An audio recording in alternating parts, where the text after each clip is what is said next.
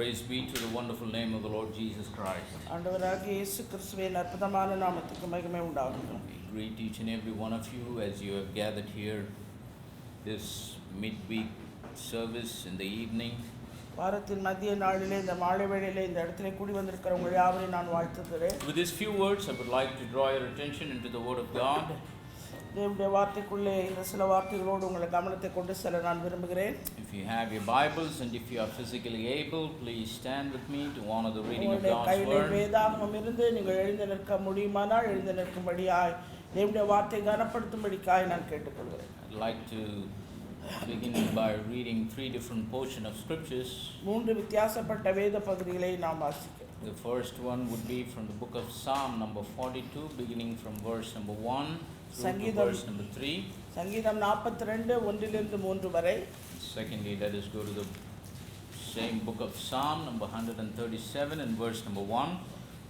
இரண்டாவது வேத பகுதி சங்கீதம் 137 1.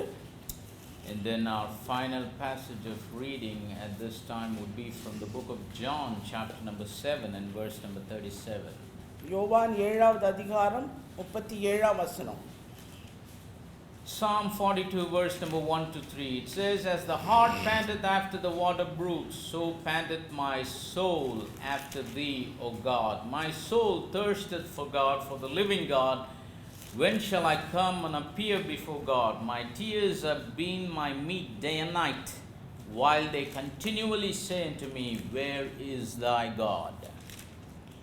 சங்கீதம் 42 1 3 வரை. மானானது நீரோடைகளை வாஞ்சித்து கதறுவது போல தேவனே என் ஆத்துமா உம்மை வாஞ்சித்து கதறுகிறது. என் ஆத்துமா தேவன் மேல் ஜீவனுள்ள தேவன் மேலே தாகமாக இருக்கிறது. நான் எப்பொழுது தேவனுடைய சன்னதியில் வந்து நிற்பேன்? உன் தேவன் எங்கே என்று அவர்கள் நாள்தோறும் என்னிடத்தில் சொல்லுகிறபடியால் இரவும் பகலும் என் கண்ணீரே எனக்கு உணவாயிற்று. Psalm number 137 and verse number 1. By the rivers of Babylon, there we sat down, we wept when we remembered Zion.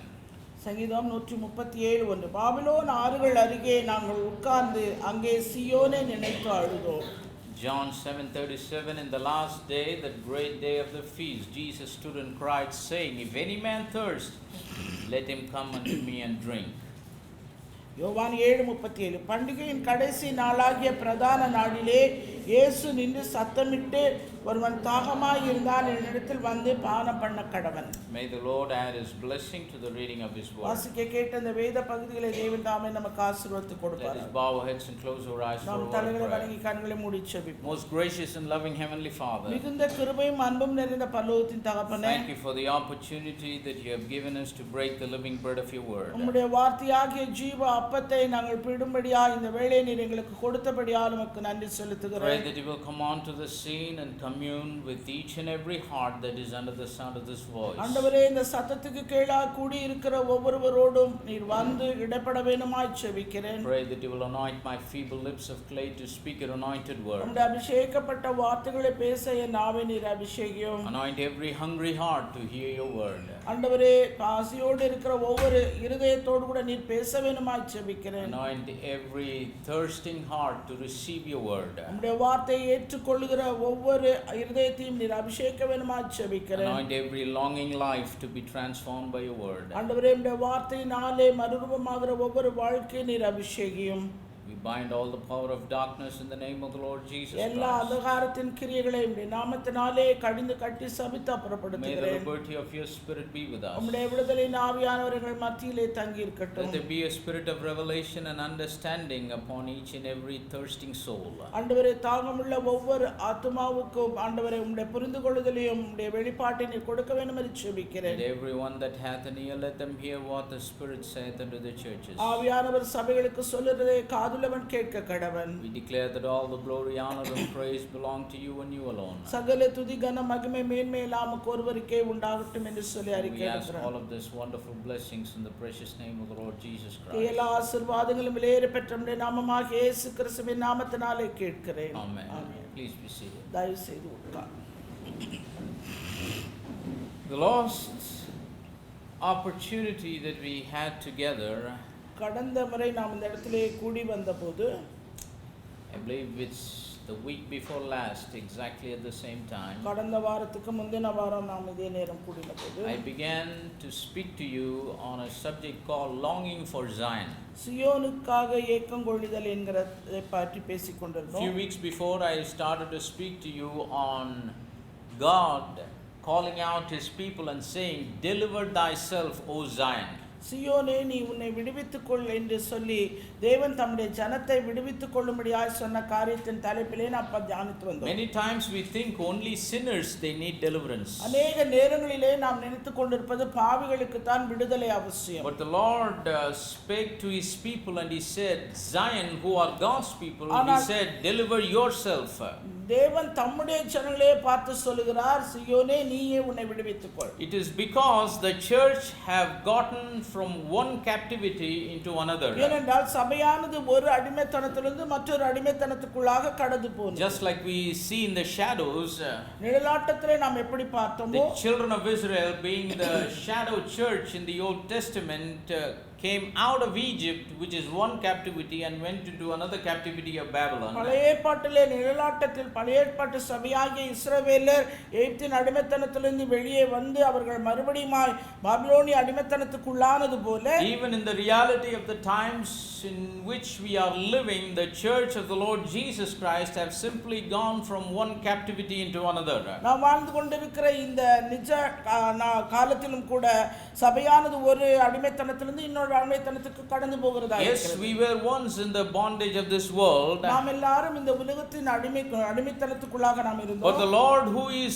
rich in mercy, இரக்கத்திலே ஐஸ்வரியமுள்ள தேவன், with great love he loved us, அவர் மிகுந்த அன்பினாலே நம் மீது அன்பு கூர்ந்து, and he redeemed us from the world and placed us into the body of his church. உலகத்திலிருந்து நம்மை மீட்டெடுத்து அவர் சரீரமாகிய சபைக்குள்ளே நம்மை அங்கமாக்கினார். When we look at the history of the church for the last 2000 years, கடந்த 2000 வருடங்களாக சபையின் வரலாற்றை நாம் நோக்கி பார்த்தோமானால், Jesus said, I will build my church. இயேசு கிறிஸ்து சொன்னார், நான் என்னுடைய சபையை கட்டுவேன். And that's why Apostle Paul wrote, I have espoused you as a chaste virgin unto one husband.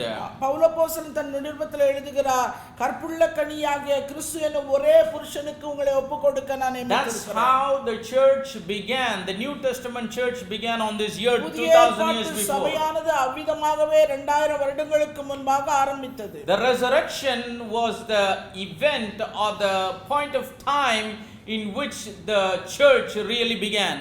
அந்த உயிர்த்தெழுதலுக்கு பின்பான காலத்திலே அந்த நாள்தான் the resurrection of Christ.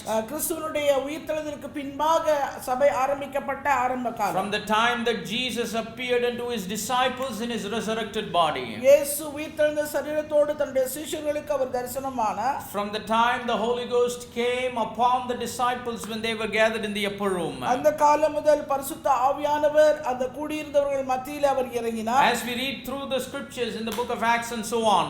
அப்போஸ்தலர் நடபடிகள் தொடர்ந்து நாம் அந்த வேத வசனங்களிலே வாசிக்கும்போது, the church was perfect, spotless, speckless.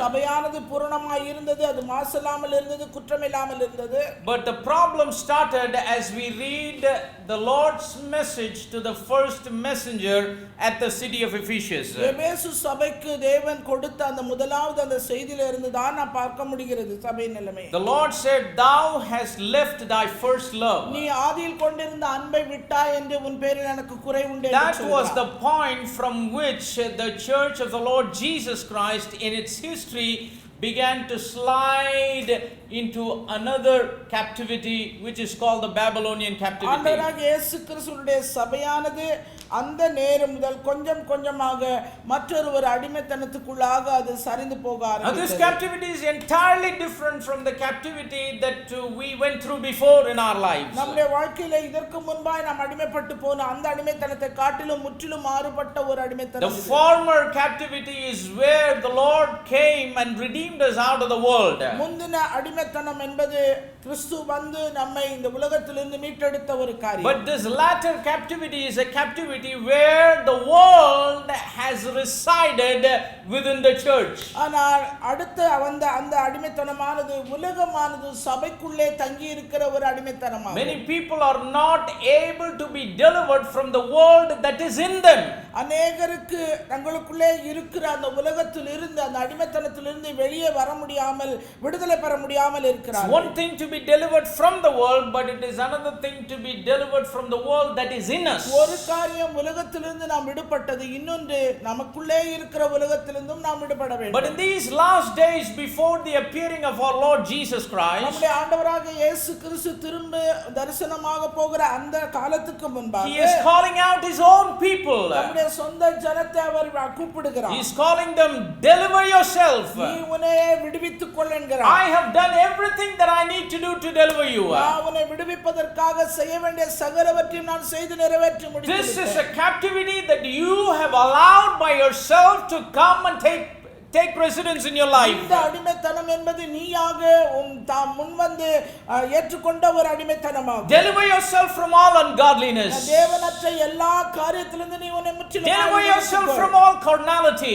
எல்லா மாம்சமான காரியத்திலிருந்து உன்னை நீயே விடுவித்துக் கொள். Deliver yourself from everything against what the Spirit of God speaks to you. தேவனுடைய ஆவியானவர் உனக்கிட்ட பேசின காரியங்களுக்கு விரோதமாய் இருக்கிற எல்லாவற்றிலும் இருந்து நீ உன்னை விடுவித்துக் கொள். Deliver yourself from everything that is against the word of God that is present in your life. உன்னுடைய வாழ்க்கையிலே தேவன் கொடுத்த இந்த வார்த்தைக்கு விரோதமாய் இருக்கிற எல்லாவற்றிலும் இருந்து நீ உன்னை விடுவித்துக் கொள். And we saw a lot of things how we need to deliver ourselves. எப்படி நம்மை நாமே விடுவித்துக் கொள்வது என்பதை குறித்த अनेक காரியங்களை நாம் பார்த்தோம். First of all, we saw submission is very important. முதலாவது நம்மை நாமே ஆண்டவருக்கு அர்ப்பணிப்பது, A total submission to God. முற்றிலுமாய் நாம் தேவனுக்கு நம்மை ஒப்புக்கொடுப்பது. There is no substitute for submission in the Christian life that we are living. கிறிஸ்தவ வாழ்க்கையிலே நாம் வாழ்கிற இந்த கிறிஸ்தவ வாழ்க்கையிலே நமக்கு பதிலாக ஒரு பிரதிநிதியாகவோ பதிலாளாகவோ வேறு எவருமே அங்கே நாம் அர்ப்பணிக்க It is இயலாது. impossible to live a genuine Christian life without total submission to God. முற்றிலுமாய் தேவனுக்கு அர்ப்பணிக்காத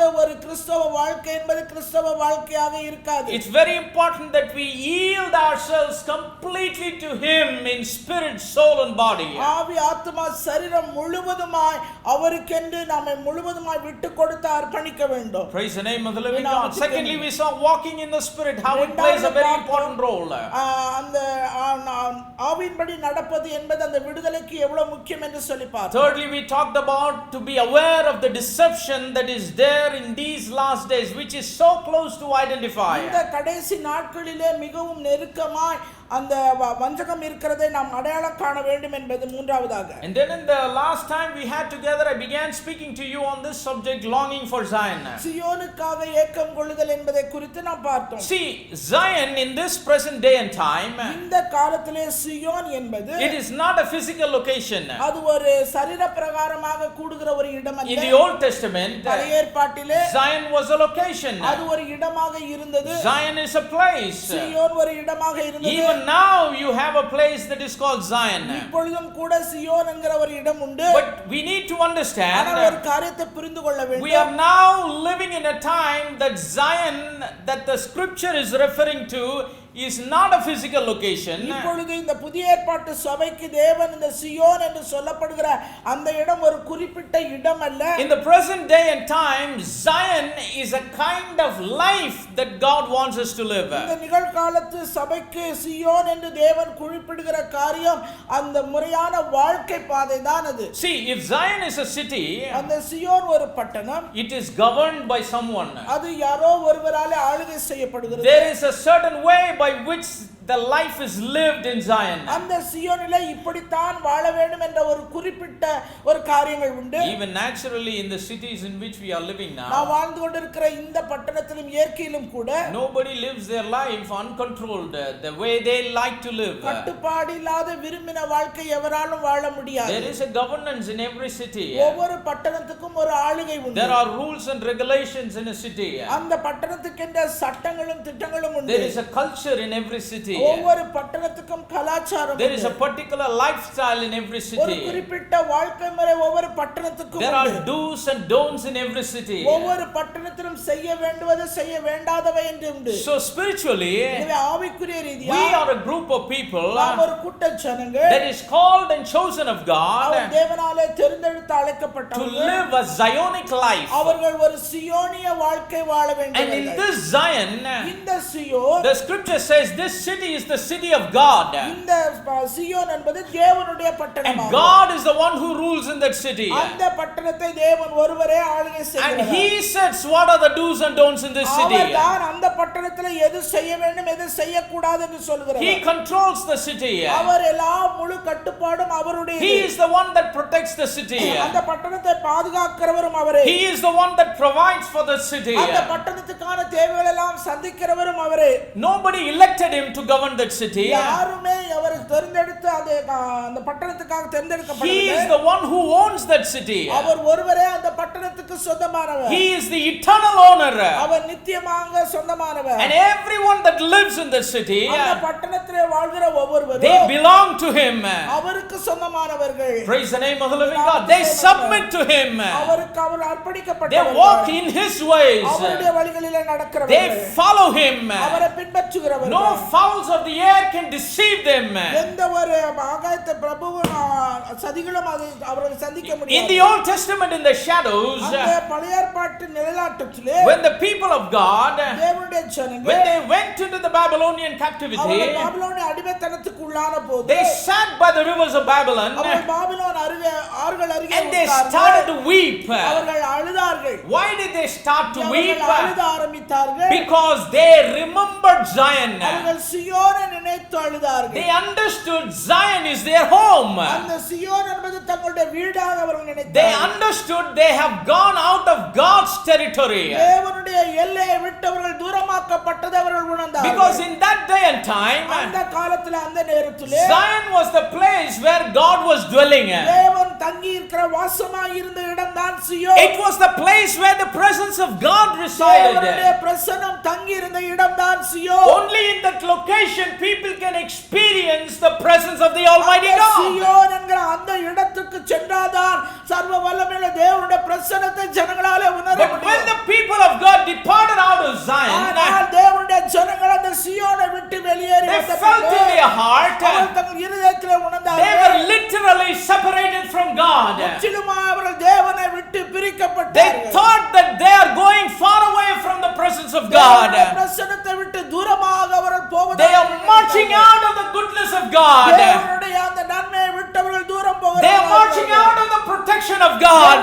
பாதுகாப்பை விட்டு தூரமாக They are marching out of the provision of God. தேவனுடைய தேவைகள் எல்லாவற்றையும் அவர்கள் And they விட்டு போவதாக. felt a vacuum in their life. தங்களுடைய வாழ்க்கையில ஒரு வெற்றிடத்தை அவர்கள் They felt a void in their mind. அவருடைய வாழ்க்கையில ஒரு வெறுமை காணப்பட்டது. That's why sitting beside the rivers of Babylon, அதனால்தான் பாபிலோன் ஆறுகள் அருகே உட்கார்ந்து when they sat down, அவர்கள் அங்கே உட்கார்ந்து they thought about Zion. அவர்கள் சியோனை நினைத்தார்கள். Oh, how good it was when we were in Zion. நாம் சியோனிலே இருந்தபோது அது எவ்வளவு நன்றாக How இருந்தது. blessed we were when we were in the நாம் presence of சியோனிலே God. தேவனுடைய பிரசன்னத்திலே இருந்தபோது எவ்வளவு ஆசீர்வாதமாக How we இருந்தது. enjoyed the goodness of God. தேவனுடைய நன்மையை எவ்வளவாய் நாம் அனுபவித்தோம். How we enjoyed the grace and the mercy of God. தேவனுடைய கிருபையை இரக்கத்தை எவ்வளவாய் நாம் அனுபவித்தோம். How we enjoyed the presence of the Almighty God. சர்வ வல்லமையுள்ள தேவனுடைய பிரசன்னத்திலே நாம் எவ்வளவாய் மகிழ்ந்திருக்கிறோம். How good was the lifestyle in Zion. அந்த சியோனுடைய வாழ்க்கையானது எவ்வளவு நன்றாய் இருந்தது. How great was the life that we lived when we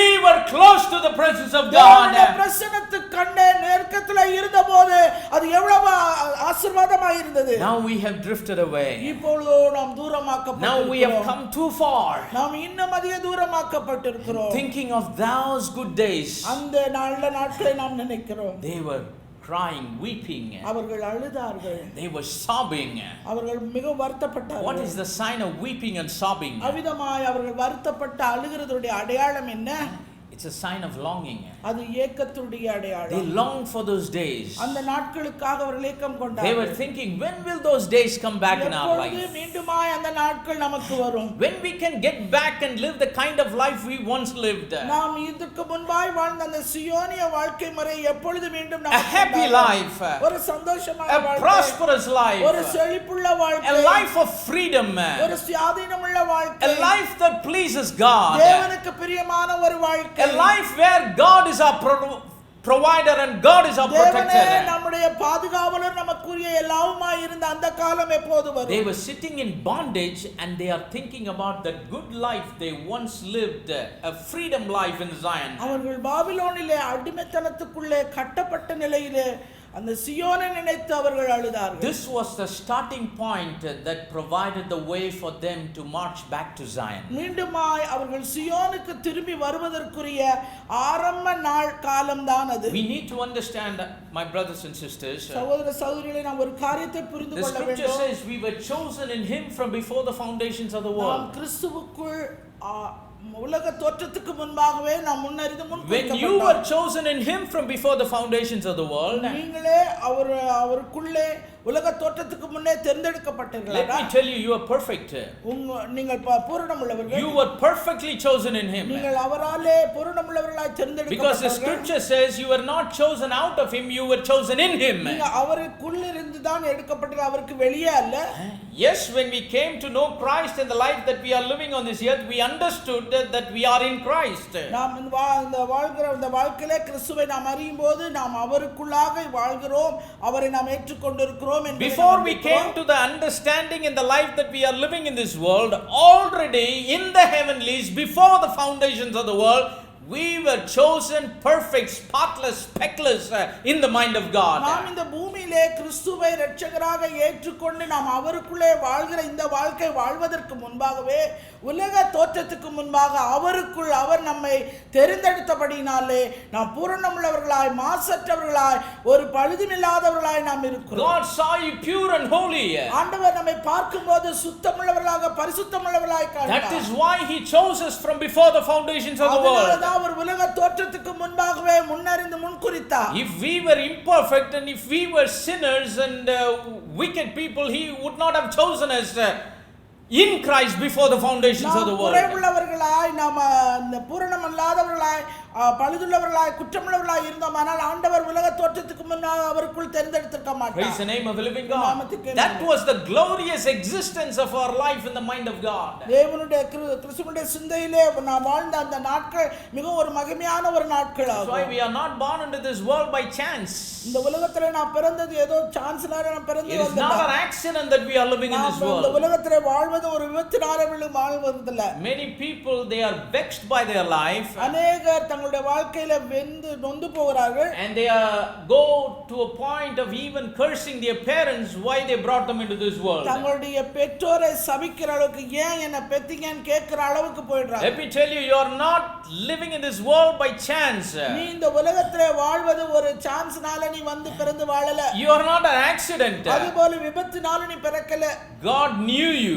ஆண்டவர் உன்னை He அறிந்திருக்கிறார். chose you in him from before the foundations of the உன்னை world. அவர் உலக தோற்றத்துக்கு முன்பாக அவருக்குள் முன்னறிந்து முன்குறித்திருக்கிறார். Only your parents were a tool to bring this physical flesh into this world. பெற்றோர் இந்த பூமியிலே அந்த சரீரத்தை கொண்டு வருவதற்கான ஒரு கருவியா But the இருந்தார்கள். spirit that was inside you, ஆனா அந்த உனக்குள் இருக்கிற அந்த ஆவியானது, it was breathed by the Almighty அது God. சர்வ வல்லமையுள்ள தேவனாலே அது ஊதப்பட்ட His ஒன்று. eyes saw your substance. அவருடைய கண்கள் உம்முடைய கருவை கண்டது. When you were a little dot in the womb of your mother, உம்முடைய தாயிலே ஒரு கருவிலே ஒரு புள்ளியா the இருக்கும்போது scripture says the hands of God, they fashioned you. தேவனுடைய கரங்கள் உன்னை உருவாக்கிற்று. Your members were written in his book. உன்னுடைய அவயவங்கள் எல்லாம் அவருடைய புத்தகத்தில் எழுதப்பட்டிருக்கிறது. Because he already chose you. ஏனென்றால் ஏற்கனவே அவர் உன்னை தெரிந்தெடுத்து And விட்டார். not only he created you, அவர் உன்னை சிருஷ்டித்தது he மாத்திரமல்ல, also recreated you in Christ. கிறிஸ்துவுக்குள்ளே அவர் மறுபடியும் உன்னை சிருஷ்டித்தார். Praise the name of the living நாமத்துக்கே God. மகிமை. But when we were born into this world, ஆனால் நாம் இந்த உலகத்திலே பிறந்தபோது we never knew all those things இவைகள் எல்லாவற்றையும் நாம் ஒன்று கூட நாம் அறியல. until the time Jesus Christ came and revealed himself இயேசு to us. அவர் வந்து நமக்கு அவரை வெளிப்படுத்தும் வரைக்கும் நமக்கு ஒன்றும் தெரியாது. Until we found that grace of God in our life. தேவனுடைய கிருபையை நம்முடைய வாழ்க்கையில நாம் கண்டடையும் வரைக்குமாய் நமக்கு தெரியாது. Until we tasted that agape love of Jesus Christ. தெய்வீக அன்பாகிய அந்த கிறிஸ்துவினுடைய அன்பை நாம் உணர்ந்து அறிகிற வரைக்கும் தெரியாது. We never knew anything about what God did for us. ஆண்டவர் நமக்காக என்ன செய்தார் என்பதே ஒன்றுமே தெரியாது. How mindful he was even before Genesis 1:1. ஆதியாகமம் 1:1க்கு முன்பாகவே அவர் நம்மை நினைவு கூர்ந்திருக்கிறார். Praise the name of the living God. That is why we were living in sin. அதனால தான் நம்ம பாவத்திலே இருந்தோம். That is why we were yielding our members to that sin nature. அந்த பாவ தன்மைக்கு நம்முடைய சரீர அவயவங்கள் எல்லாவற்றையும் நாம் விட்டு sin was captivating us. That sin was ruling over our life. பாவம் நம்மை பிடித்து நம்முடைய வாழ்க்கையை ஆண்டு கொண்டதாய் இருந்தது. But God, who is rich in mercy, இரக்கத்தில் ஐஸ்வரியமுள்ள தேவனோ, the scripture says, with great love he loved us. அவர் மிகுந்த அன்பினாலே அவர் நம்மை He said, I have loved you with an everlasting love. நித்தியமான அன்பினாலே நான் உன்னிலே அன்பு கூர்ந்திருக்கிறேன். He saved us. அவர் சொல்கிறார், he saved us. அவர் நம்மை He ரட்சித்திருக்கிறார். cleansed us. அவர் நம்மை சுத்திகரித்திருக்கிறார். He sanctified us. அவர் நம்மை பரிசுத்தமாக்கி He இருக்கிறார். baptized us. அவர் நம்மை ஞானஸ்நானம் கொடுத்திருக்கிறார். And he placed us into the body of his church. அவருடைய சரீரமாகிய சபையிலே நம்மை அங்கமாக வைத்திருக்கிறார். Scripture says, by one spirit we are all baptized into one ஒரே body. ஆவியினாலே கிறிஸ்து இயேசுவுக்குள்ளாக நாம் எல்லாரும் ஞானஸ்நானம் பண்ணப்பட்டோம். But we are not living our life the way we should. நாம் விரும்புகிறபடியாக நம்முடைய வாழ்க்கை நாம் வாழ முடியாது. He has done so many things for our our life. நமக்காக अनेक காரியங்களை அவர் செய்து முடித்திருக்கிறார். And he washed us and cleansed us. அவர் சுத்திகரித்து கழுவி இருக்கிறார், பரிசுத்தமாக்கி இருக்கிறார். But what is coming out of our life as we are living now? நாம் இப்பொழுது வாழ்ந்து கொண்டிருக்கிற இந்த வாழ்க்கைக்குள்ள இருந்து என்ன வெளியே வருகிறது? Yes, he made us righteous.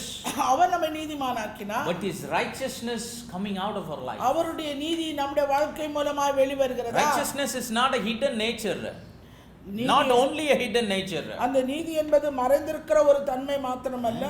Not only the Lord took the sin nature out of us and planted in us a righteous nature. பாவத்தன்மை நம்மிலிருந்து நீக்கிவிட்டு அவர் நீதி தன்மை அவர் நமக்கு கொடுத்திருக்கிறார். But he wants to see that righteous nature reveal, manifest out of our life. அந்த நீதி தன்மையானது நம்முடைய வாழ்க்கை மூலமாய் வெளிப்பட அவர் விருப்பமுள்ளவராய் இருக்கிறார். In the book of Romans, the scripture says, Apostle Paul writes, he says, the righteousness of God is revealed from faith to faith. தேவனுடைய நீதியானது நம்மை விசுவாசத்துக்கு மேல் விசுவாசம் அடைய செய்கிறதா? God expects a righteous living. எனவே ஒரு நீதியுள்ள வாழ்க்கை வாழ தேவன் நம்மை விரும்புகிறார். Why is expecting a righteous living? ஏன் ஒரு நீதியுள்ள வாழ்க்கை நாம் வாழ வேண்டும்? Because he has planted in us his righteous nature. அவருடைய நீதியுள்ள தன்மை அவர் நமக்குள்ளே வைத்ததனாலே. Through what he did on the cross of Calvary. அந்த கல்வாரி சிலுவையில் அவர் என்னத்தை செய்து முடித்தாரோ அது நிமித்தமா. Through the salvation that he has given us. அவர் கொடுத்திருக்கிற அந்த ரட்சிப்பின் மூலமா. Through the Holy Spirit with which he has baptized us. அந்த பரிசுத்த ஆவியினாலே நம்மை அபிஷேகித்து God has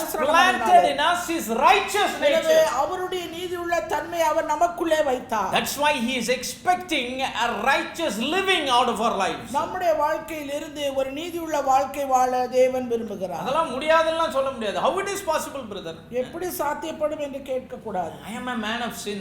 நான் ஒரு பாவ மனுஷன். No, you are not. Don't say I am a man of sin. I was a man of sin.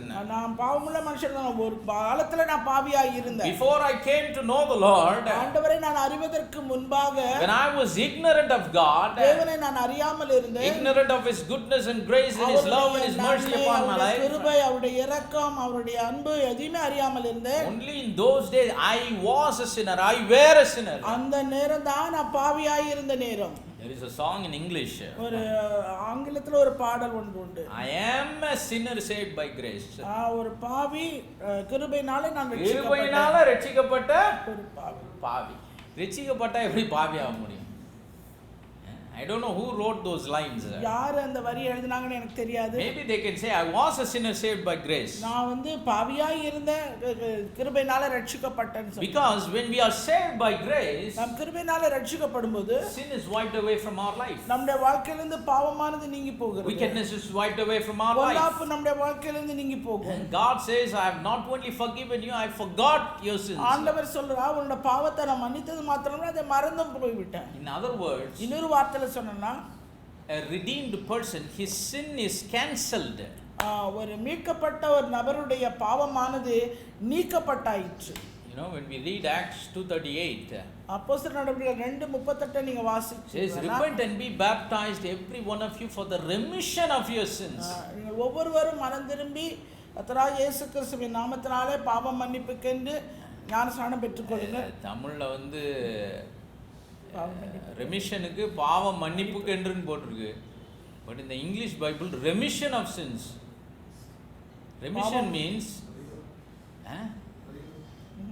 பரிகாரம் இல்ல, அது வந்து கேன்சல். பாவம் நீங்கினதுக்காக, பாவம் நீக்கப்பட்டதுக்காக, நீக்கப்பட்டதற்காக என்ன பண்ணுங்க? கர்த்தராகிய இயேசு கிறிஸ்துவின் நாமத்துல ஞானஸ்நானம். remit, that is what remit means. ரெமிட்ங்கற வார்த்தைக்கு ஆங்கில வார்த்தை even in the Greek that is the meaning of it. அந்த கிரேக்க பதத்திலும் அதே cancellation of your sins. உங்களுடைய பாவங்களை எல்லாவற்றையும் அவர் நீக்கிவிட்டார். what is the difference between forgiveness and cancellation? பாவ மன்னிப்புக்கும் நீக்கப்படுதலுக்கும் என்ன வித்தியாசம்? yes, he forgives us first, but then he cancels it. பாவங்களை மன்னித்தார், பின்பு நீக்கினார். forgive means, okay, you did something wrong, நீ ஏதோ ஒரு தவறு செய்திருக்கிறாய், you repented and asked for forgiveness, so I have forgiven நீ you. மனம் திரும்பி அதுக்கு பாவம் மன்னிப்பு கேட்ட, அதனால நான் மன்னிச்சிட்டேன். yes, God has forgiven us. ஆண்டவர் நம்மை மன்னித்து விட்டார். what he said on the cross, Father forgive them for they know not what அந்த they do. சிலுவையில் அவர் சொன்னார், பிதாவே இவர்களுக்கு மன்னியும், தாங்கள் செய்வது இன்னதென்று அறியாதிருக்கிறார்கள். cancel means அந்த நீக்குறது என்பது God sees our life as if we have never sinned at all. நம்ம இதுக்கு முன்னாடி பாவமே செய்யாதது போல தான் நம்முடைய வாழ்க்கையை அவர் பார்க்கிறவராய் இருப்பார். நம்முடைய சரித்திரத்தை ஆண்டவர் எப்ப இருந்து எடுக்கிறார்னா, what is the starting point of our history? Our history. நம்முடைய வாழ்க்கையின் சரிதை எப்பொழுது இருந்து ஆரம்பிக்கிறது? It's not when we were born into this world. நாம இந்த உலகத்துல பிறந்தது இல்ல. It's when we were born again. நாம் மறுபடியும் பிறந்த பின்பு only from that point God starts to write our history. அந்த நேரம் முதல் தான் தேவன் நம்முடைய வரலாற்றை before our born again experience, நம்முடைய மறுபிறப்பின் அனுபவத்துக்கு முன்பாக God never considers us as having lived our life. நம்முடைய வாழ்க்கை வாழ்ந்ததாக அவர் கணக்குல எடுக்கிறது இல்ல. because if he takes that into account, அத கணக்குல அவர் எடுத்தார்னா, then all the sin and the iniquity and all the things that we did, it comes into the account. நாம் செய்த பாவம், அக்கிரமம், பொல்லாப்பு எல்லாமே அது கணக்குல வந்துரும். so God has wiped away all of our எனவே sins. நம்முடைய பாவங்கள் எல்லாவற்றையும் அவர் ஒன்றுமில்லாமல் even if we have imperfections in our life now, இப்பொழுதும் கூட நம்முடைய வாழ்க்கையிலே பூரணமற்ற காரியங்கள் அநேகம் the scripture இருந்தாலும், says if we confess our sins, நம்முடைய பாவங்களை நாம் அறிக்கையிட்டால், he is faithful and just to forgive us our sins அவர் நம்முடைய பாவங்களை மன்னிப்பதற்கு அவர் உண்மையும் நீதி உள்ளவருமாய் and இருக்கிறார். cleanse us from all unrighteousness. எல்லா அநீதி எல்லாவற்றையும் அவர் சுத்தமாக்குகிறார். praise the name of the living God. நாமத்துக்கே மகிமை. he takes it out of our life.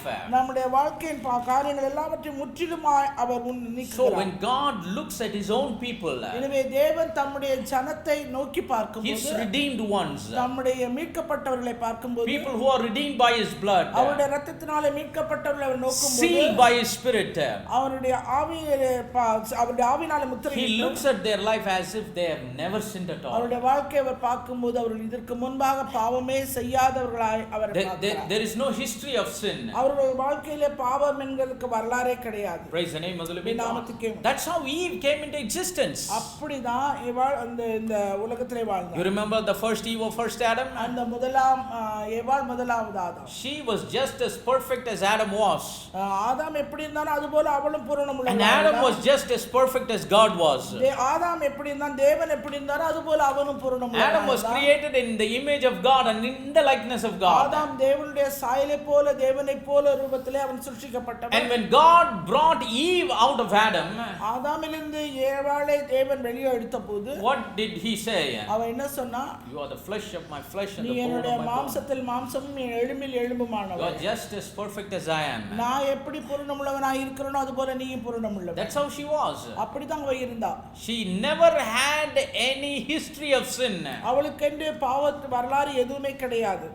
same way, அதே போலவே the second Eve of the second Adam, இரண்டாவது ஆதாமுடைய இரண்டாவது ஏவாள், or I should say the last Eve of last Adam. கடைசி ஆதாமுக்குரிய கடைசி ஏவாள். many people say second Eve, but there is no second Adam in the Bible. there is only last Adam. கடைசி ஆதாம் என்று தான் சொல்ல, பிந்தின ஆதாம் என்று சொல்லப்பட்டிருக்கு. because when you say second Adam, then people think about whether there is third or fourth. இரண்டாவது ஆதாம் சொன்னா மூணாவது நாலாவது no, இருப்பாங்களோ. first Adam, last Adam. முதலாவது ஆதாம், முந்தின ஆதாம் பிந்தின Same ஆதாம். way, first Eve, last Eve. அதுபோல முந்தின ஏவாள் பிந்தின ஏவாள். Who is the last Eve? அந்த பிந்தின ஏவாள் யார்? The body of Christ. அது கிறிஸ்துவினுடைய சரீரமாகிய The bride சபை. of Christ is the last Eve. மணவாட்டியாகிய அவளுடைய சபை. Praise the name of the living God. She is also spotless and speckless. அவளும் வந்து எந்த ஒரு பழுதும் மாசு இல்லாதவள். Because her history starts from the side of Christ. ஏனென்றால் அவளுடைய வரலாறு எங்கே இருந்து ஆரம்பித்ததுன்னா கிறிஸ்துவினுடைய அந்த சரீரத்தின் பக்கவாட்டு. As the first Eve came out of the rib of first Adam.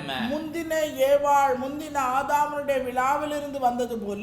As she came out perfect, pure and holy. அவள் பூரணமுள்ளவளாய் பரிசுத்தமுள்ளவளாய் குறையில்லாதவளாய். So also last Eve. அந்த பிந்தின ஏவாள் who came from the side of Christ. கிறிஸ்துவினுடைய பக்கவாட்டிலிருந்து வந்தவள். When the soldiers pierced a spear in the side of Christ, சேவகர்கள் கிறிஸ்துவினுடைய விலாவிலே ஈட்டியை வைத்து குத்தினபோது blood and water came forth out of it. இரத்தமும் தண்ணீரும் அங்கே இருந்து புறப்பட்டு And வந்தது. through that blood the Eve came. அந்த இரத்தத்தின் மூலமாக ஏவாள் வந்தாள். Through the blood of Christ she came. கிறிஸ்துவினுடைய இரத்தத்தின் மூலமாக ஏவாள் She வந்தாள். was perfect, pure and holy. அவள் பூரணமுள்ளவள், அவள் பரிசுத்தமுள்ளவள், அவள் A மாசில்லாதவள். true believer must have the conception of this truth in her mind, in her heart. உண்மையுள்ள விசுவாசியானவள் இப்படிப்பட்ட குணலட்சணம் உடையவள் என்கிறதை குறித்த கவனம் எப்போதும் இருக்க How வேண்டும். I was in Christ. கிறிஸ்துவுக்குள்ளே நான் எப்படி இருந்தேன்? I am living my life now in Christ. நான் இப்பொழுது நான் கிறிஸ்துவுக்குள் என் வாழ்க்கை வாழ்ந்து I am saying கொண்டிருக்கிறேன். that I am in Christ. நான் சொல்லுகிறேன் கிறிஸ்துவுக்குள்ளே நான் I am ரட்சிக்கப்பட்டேன். claiming in my mouth I am in Christ. I am born again. நான் கிறிஸ்துவினுடையவர், நான் மறுபடியும் பிறந்தேன் என்று But நான் what kind of a சொல்லுகிறேன். life that I am living? ஆனா எப்படிப்பட்டதான வாழ்க்கை நான் Is வாழ்ந்து it கொண்டிருக்கிறேன்? perfect? அது பூரணமுள்ளதா Is it இருக்கிறதா? pure? அது சுத்தமுள்ளதா Is it இருக்கிறதா? holy? அது பரிசுத்தமுள்ளதா What is இருக்கிறதா? manifesting out of my என்னுடைய life? வாழ்க்கையிலிருந்து என்ன காரியங்கள் வெளியே தோன்றுகிறது? What are the words that I speak manifest? என்னுடைய வாயிலிருந்து புறப்படுகிற வார்த்தைகள் எப்படிப்பட்ட வார்த்தைகள்? What is my thinking manifesting to me? என்னுடைய சிந்தனைகள் எவைகளை வெளிப்படுத்துகிறதா இருக்கிறது? What is my walk and talk that I live in this world manifesting? நான் இந்த உலகத்திலே வாழும்போது நடக்கும்போது பேசும்போது என்ன காரியங்களை நான் என் வெளிப்படுத்துகிறேன்? நடையும் பேச்சும் எதை வெளிப்படுத்துகிறது?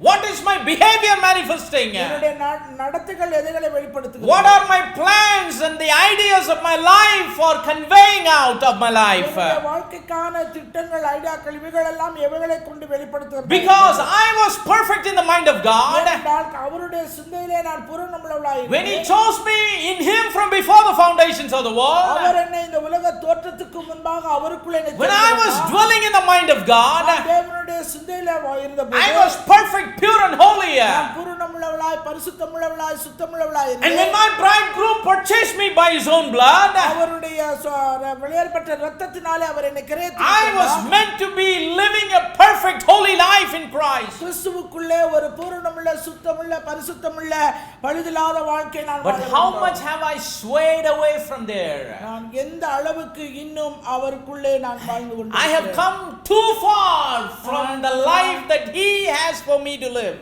எனக்காக அவர் வாழும்படியாக நியமித்த இந்த வாழ்க்கையிலிருந்து அவரை விட்டு நான் எவ்வளவு தூரம் இந்த நாட்களிலே நான் விலகி I இருக்கிறேன். have marched too far from the life and the will and the desire and the plan that He has for my life. தேவன் எனக்காக என்னுடைய வாழ்க்கைக்காக கொண்டிருக்கிற சித்தம் திட்டம் நோக்கம் இவைகள் எல்லாவற்றிலும் இருந்து எந்த அளவுக்கு நான் தூரமாய் So இருக்கிறேன். we need to long what kind of a communion and a fellowship and a closeness and a relationship that we have with Him. அவரோடு கொண்டுள்ள அந்த உறவு, அவரோடு கொண்டுள்ள ஒரு இணைப்பு, அவரோடு கொண்டுள்ள ஒரு ஐக்கியம், அவரோடு கொண்டிருக்கிற அந்த நெருக்கம் எந்த அளவுக்கு இருக்கிறது? Then only we will be able to live a Zionic life. அப்பதான் இந்த நெருக்கம் எவ்வளவுக்கு இருக்குதோ அந்த அளவை பொறுத்து தான் நம்ம சீயோனிய Then வாழ்க்கை வாழ முடியும். only when we have the longing. அந்த ஏக்கமுள்ள ஒரு வாழ்க்கை இருந்தாதான். Praise the name of the living God. நாமத்துக்கே I remember I gave you an example நான் ஒரு உதாரணத்தை நான் சொன்னேன் என்று நினைக்கிறேன். in the last week. கடந்த வாரம் When somebody weeps, when a child weeps, ஒரு குழந்தை அழுகும்போது maybe for a toy ஒரு விளையாட்டு பொருளுக்காக அது அழுகுது or maybe for a bar of candy, இல்ல ஒரு சாக்லேட்டுக்காக அழுகுது. the more and more you delay giving it, நீங்க அதை கொடுக்க தாமதம் பண்ண the intensity of its longing grows. அதனுடைய ஏக்கத்தினுடைய அளவானது அதிகமாகிக் கொண்டே போகும். ஆமா ஆவாதா? ஊன்னு ஆரம்பிக்கும், அப்புறம் பிச்சு ஏறிடும். The weeping and sobbing will start with a low pitch, and as the time is delaying, the pitch is going up. அது விரும்பினதை கேட்டதை கொடுக்க நாம் தாமதிக்க அதனுடைய அழுகை அந்த மெதுவாக ஆரம்பித்து உயர்த்த. I need it now. எனக்கு இப்பவே வேணும். Immediately I need. உடனே எனக்கு வேணும். Have you seen some children, they cry and they faint? சில பிள்ளைங்க அழுது மயங்கியே விழுந்துருவாங்க. I have seen some people like that, very adamant children. பயங்கரமான பிடிவாதம். Cry, weep, scream, and அந்த finally they அளவுக்கு faint. கத்தி அழுது மரட்டாட்டம் பண்ணி மயங்கியே விழுகிறது. Then you have to sprinkle water and அது wake up. முகத்துல தண்ணி அடிச்சு எழுப்பணும். Then the poor father has to run and get immediately what the child wants. அதுக்கு அப்புறம் அந்த அப்பா ஓடி போய் பிள்ளை என்ன கேட்டதோ அதை வாங்கி கொண்டு வந்து உடனே But கொடுப்பார். let us long for good things as believers in Christ. கிறிஸ்துவுக்குள்ளே விசுவாசிகளாய் இருக்கிற நாம் நல்லவைகளுக்காக ஏக்கம் கொள்வோம். These people, they remembered Zion and they were weeping. இந்த ஜனங்க சியோனை நினைத்தவர்கள் அழுதார்கள். Because the longing was the first step that they could take a U-turn and go back from where they came. உண்டான அந்த ஏக்கம் தான் அவர்களை திரும்ப செய்து மீண்டுமாய் சியோனுக்கு போவதற்கு அவர்களை ஏவினது. So if we have to live a perfect life in Christ, கிறிஸ்துவுக்குள்ளே ஒரு பூரணமுள்ள வாழ்க்கை நாம் வாழ்வோம். see, we are already perfect in Him. ஏற்கனவே நாம் அவருக்குள்ளே பூரணமானவர்கள். But that perfection must be revealed in our life. ஆனா அந்த பூரணத்துவம் நம் வாழ்க்கையிலிருந்து வெளிப்பட வேண்டும். We are already holy in Christ. ஏற்கனவே நாம் கிறிஸ்துவுக்குள்ளே பரிசுத்தமாய் இருக்கிறோம். But that holiness has to be revealed from our life. அந்த பரிசுத்தமானது நம்முடைய வாழ்க்கையின் மூலமாய் வெளியே வரப்பட வேண்டும். Praise the name of the living God. We don't need to do righteousness to be righteous. நாம் நீதிமான்களாய் இருப்பதற்கு நீதியான காரியங்களை செய்ய வேண்டிய அவசியம் இல்லை. But we have to do righteousness because we are already righteous. ஏற்கனவே நீதிமான்கள் ஆக்கப்பட்டதனால நீதியுள்ள காரியங்களை செய்ய வேண்டும். நம்ம நீதியை செஞ்சாதான் ரட்சிக்கப்படுவோம் இல்ல, ரட்சிக்கப்பட்டதனால என்ன செய்யணும்? நீதி இருக்குது. We don't do the works of righteousness to be saved. நாம் ரட்சிக்கப்படுவதற்காக நீதியுள்ள காரியங்களை செய்ய வேண்டாம். But we do righteousness because we are already saved. நாம் ஏற்கனவே ரட்சிக்கப்பட்டதனால நீதியுள்ள கிரியைகள் செய்ய வேண்டும். Praise the name of the living God. That's the kind of life that Christ lived in this world. கிறிஸ்து அப்படிப்பட்டதான ஒரு வாழ்க்கையை தான் இந்த உலகத்திலே அவர் வாழ்ந்தார். That's why longing is very important. எனவே ஏக்கம் என்பது மிகவும் முக்கியமானது. Let us long for good things. நல்ல காரியங்களுக்காக நாம் ஏக்கம் கொள்வோம். சிலர் அதை விட்டுட்டு ஒரு உலக பிரகாரமான அது இல்லையே, எனக்கு சட்டை இல்லையே, அவங்கள மாதிரி இல்லையே, இவங்கள மாதிரி இல்லையே. ஆண்டவர் சொல்றாரு, seek ye first the kingdom of God and His righteousness. ஆண்டவர் சொல்றார், முதலாவது தேவனுடைய ராஜ்யத்தையும் அது நீதியையும். You first long for the things that you rightfully need to long for. நீ எதற்காக நீ ஏக்கம் கொள்ள வேண்டுமோ அந்த காரியங்களுக்கு முதலாவது ஏக்கம் கொண்டு நீ கேளு. Then the scripture says, then all of these things shall be added. சொல்லுது, அப்பொழுது அவைகள் எல்லாம் உங்களுக்கு கூட கொடுக்கப்படும் என்று. Praise the name of the living God. How do we seek the kingdom of God? எப்படி தேவனுடைய ராஜ்யத்தை நாம் தேடுகிறோம்? By longing to live a kingdom life. ஒரு ராஜ்யத்தின் வாழ்க்கை வாழ வேண்டும் என்கிற ஏக்கத்தோடு. God is expecting a longing from us. தேவன் நம்மிடத்தில் அந்த ஏக்கத்தை தான் எதிர்பார்க்கிறார். Because God cannot deal with people who doesn't have any desire for Him. அவருக்காக ஆசை இல்லாதவங்கள கூட யார்கிட்டயும் ஆண்டவர் வந்து செயல்படவே மாட்டார். அவருக்காக ஆசையும் அன்பும் தாகமும் பசியும் இல்லைன்னா ஆண்டவர் வந்து is not at all interested in us. அவர் மீது நம்மளை பத்தி அவருக்கு இன்ட்ரெஸ்டே இல்லை. Have you seen some mothers who force feed their children?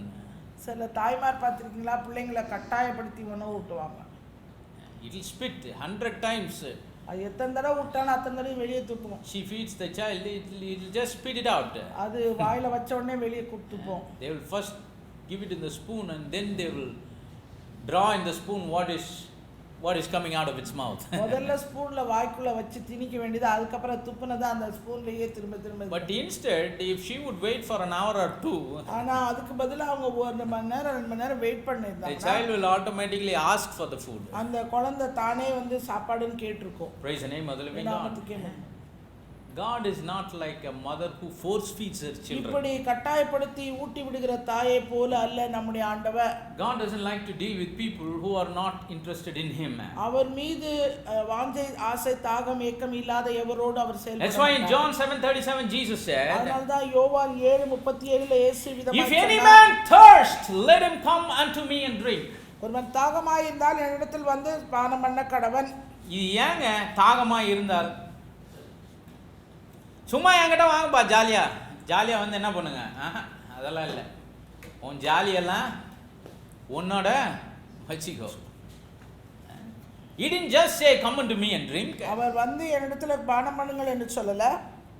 But he said if any man thirst, ஒருவன் தாகமாய் இருந்தால், if any man have a desire, எவனுக்காவது ஆசை இருந்துச்சுனா, see that is very important. அதுதான் மிக முக்கியம். When will we drink water? எப்ப நம்ம தண்ணி குடிப்போம்? Only when we are thirsty, right? நம்ம தாகமாய் இருந்தா தண்ணி குடிப்போம். Even if we are away from the source of any kind of water, அந்த தண்ணிங்கிற ஒரு ஆதாரத்துக்கு தள்ளி எங்கயாவது தூரமா இருந்தா கூட, once thirst comes, ஒரு தாகம் வந்துருச்சுனா what we will do? நம்ம என்ன செய்வோம்? We will get up from where we are, எங்க இருக்கிறோம் அந்த இடத்தை விட்டு எழும்பி, and we start to look for where we can find some water. எங்க தண்ணி கிடைக்குதுன்னு கண்டடையிறதுக்கு ஓடுவோம். Is there any source of water? ஏதாவது தண்ணி இங்க கிடைக்குமா? Because once you long for something, you cannot stay idle. ஒரு காரியத்துக்காக ஆசையும் தாகமும் ஏக்கமும் வந்துருச்சுனா ஒரு இடத்துல உங்களை சும்மா உட்கார வைக்காது. You won't be lazy once you long for something. ஒரு காரியத்துக்காக நீங்க ஏக்கம் கொள்ளும்போது அது ஒரு காலம் உங்களை சோம்பலுள்ளவர்களாய் ஒரு இடத்துல அமர்த்தாது. These people, they long for Zion sitting in Babylon. ஜனங்க பாபிலோன் ஆறுகள் அருகே உட்கார்ந்து சியோனை நினைச்சு ஏக்கம் கொண்டாங்க. That is why God made a way for them to go back to Zion. மீண்டுமாய் அவர்கள் சியோனுக்கு திரும்ப தேவன் அவர்களுக்கென்று ஒரு வழியை. So if we want to live a life that God wants us to live, தேவன் விரும்புகிறபடி நம்முடைய வாழ்க்கையை நாம் வாழ வேண்டுமானால், if we want to live that Zionic life, அந்த சியோனிய வாழ்க்கை நாம் வாழ வேண்டுமானால், in the city of God, the spiritual city, பட்டணத்திலே ஆவிக்குரிய பட்டணத்திலே, where God governs and rules and reigns over our life, தேவனே நம்முடைய வாழ்க்கையை அவர் ஆண்டு கொண்டு அவர் ஆட்சி செய்கிற அந்த பட்டணத்திலே, where God's wrong is wrong in our life, where God's right is right in our life, தேவன் எதை சரி என்று சொல்கிறாரோ அது சரி என்றும் தவறு என்கிறது தவறு என்று சொல்கிற அந்த நிலைக்கு, where we live a life in full agreement with God, தேவனோடு முழு ஒப்பந்தத்துக்கு உள்ளானவர்களாய் நாம் if he says wrong, then we agree, yes, it's wrong, அவர் தப்புன்னு சொல்லிட்டாரா அதையும் நம்ம தப்புன்னு ஒத்துக்கணும், and we remove it from our life. நம்முடைய வாழ்க்கையில அதை நீக்க வேண்டும். When he says right, அவர் சரி என்று சொல்வார், we accept it, அதை நாம் ஏற்றுக்கொள்ளணும், and we embrace it in our life. அதை நம்முடைய வாழ்க்கையில தொடர்ந்து பிடித்துக்கொள்ளணும். How can we live that kind of life? அப்படிப்பட்டதான ஒரு வாழ்க்கை எப்படி வாழ்வது? It begins by thirst. அது தாகத்துல தான் அது ஆரம்பிக்கும். It begins by longing. அது ஏக்கத்துல தான் We need ஆரம்பிக்கும். to long to live a Zionic life. எனவே சியோனிய வாழ்க்கை வாழ வேண்டும் என்கிற தாகம் உண்டாகணும், ஏக்கம் உண்டாகணும். That's why the scripture says, அதனால தான் வேதவசனம் he is சொல்கிறது, not only our savior, அவர் நம்முடைய இரட்சகர் மாத்திரமல்ல, but he is our Lord. அவர் நம்முடைய கர்த்தராய் இருக்கிறார். Many people don't have problems receiving Jesus Christ to be their savior. இயேசு கிறிஸ்துவை இரட்சகராய் ஏற்றுக்கொள்கிறதுல யாருக்குமே பிரச்சனை கிடையாது. They say, well, he is my savior, he is my our savior. என்னுடைய இரட்சகர், அவருடைய But he is இரட்சகர். the Lord of your life. ஆனா அவர் உங்களுடைய வாழ்க்கையில கர்த்தராக Lord இருக்கிறார். means, what is the meaning? கர்த்தர் என்றால் என்ன Means அர்த்தம்? he is ruling over your life. அவர் உங்களுடைய வாழ்க்கையின் மீது ஆட்சி You செய்கிறவர். have brought yourself into subjection so that he can rule over your உங்களுடைய life. வாழ்க்கை முழுவதுமாய் அவருடைய கட்டுப்பாட்டுக்குள்ளே நீங்கள் கொண்டு வந்து கொடுக்கிறீர்கள். அவர் உங்களை ஆளுகிறவராக The இருக்கிறார். book of Revelation, வெளிப்படுத்தின விசேஷத்திலே when the Lord spoke to the seventh messenger of the seventh church, ஏழாவது தூதனுக்கு ஏழாவது செய்தி அவர் சொன்னபோது, to the Laodicean church, he said, லவோதியா சபைக்கு அவர் சொன்னபோது, behold, I stand at the door and knock. இதோ வாசற்படியிலே நின்று கதவை தட்டுகிறேன். These people are not fully receiving him into their life. அவருடைய வாழ்க்கையில் இந்த ஜனங்க முழுவதுமாய் அவரை ஏற்றுக்கொண்ட நிலையில இல்ல. Praise the name of the living God. அந்த நாமத்துக்கே மகிமை. Why? What's the reason? ஏன் என்ன காரணம்? They don't like it. அதை விரும்பல அவங்க. Because they don't like it, they don't long for it. அவங்க விரும்பாதனால அதற்கு மேலே அவர்களுக்கு Because they didn't long for it, God went outside, and from standing outside he is knocking. ஆண்டவர் அவங்க விரும்பவும் இல்ல, அதனால அவங்க ஏக்கமும் கொள்ளல, அதனால ஆண்டவர் வெளியே போய்ட்டார். He says, I am standing at the door and knocking. இதோ வாசற்படியில நின்று தட்டுகிறேன். If any man hear my voice ஒருவன் என் சத்தத்தை கேட்டு கதவை and திறந்தார், open the door. கதவை திறந்தார். When will we open the door? எப்ப நம்ம கதவை திறப்போம்? Only when we desire the person standing outside to come inside. வெளியே நிக்கிற ஆளு உள்ள வரணும்னு விரும்பினாதான் கதவை திறப்போம். If you see someone standing outside the door ஒருத்தர் வெளியே கதவுக்கு வெளியே நின்னுட்டு இருக்காரு, that you don't like, நீங்க உங்களுக்கு பிடிக்கல, that you don't desire, அவர் மீது எந்த வாஞ்சியும் இல்ல, what will we do? என்ன செய்வோம்? We'll just keep quiet. நம்ம அமைதியா இருப்போம். After his hands become weary, he'll go back by himself. அப்படியே அவர் கதவை தட்டி தட்டி சோர்ந்து போன பிறகு அவர் போன பிறகு நம்ம வந்துருவோம்.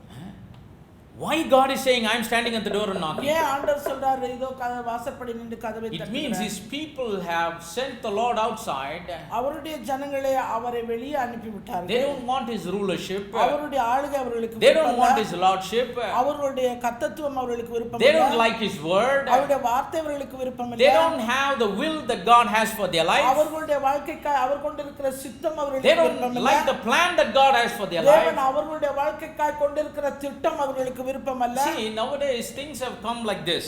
இந்த நாட்களில காரியங்கள் எல்லாம் இப்படியா போயிடுச்சு.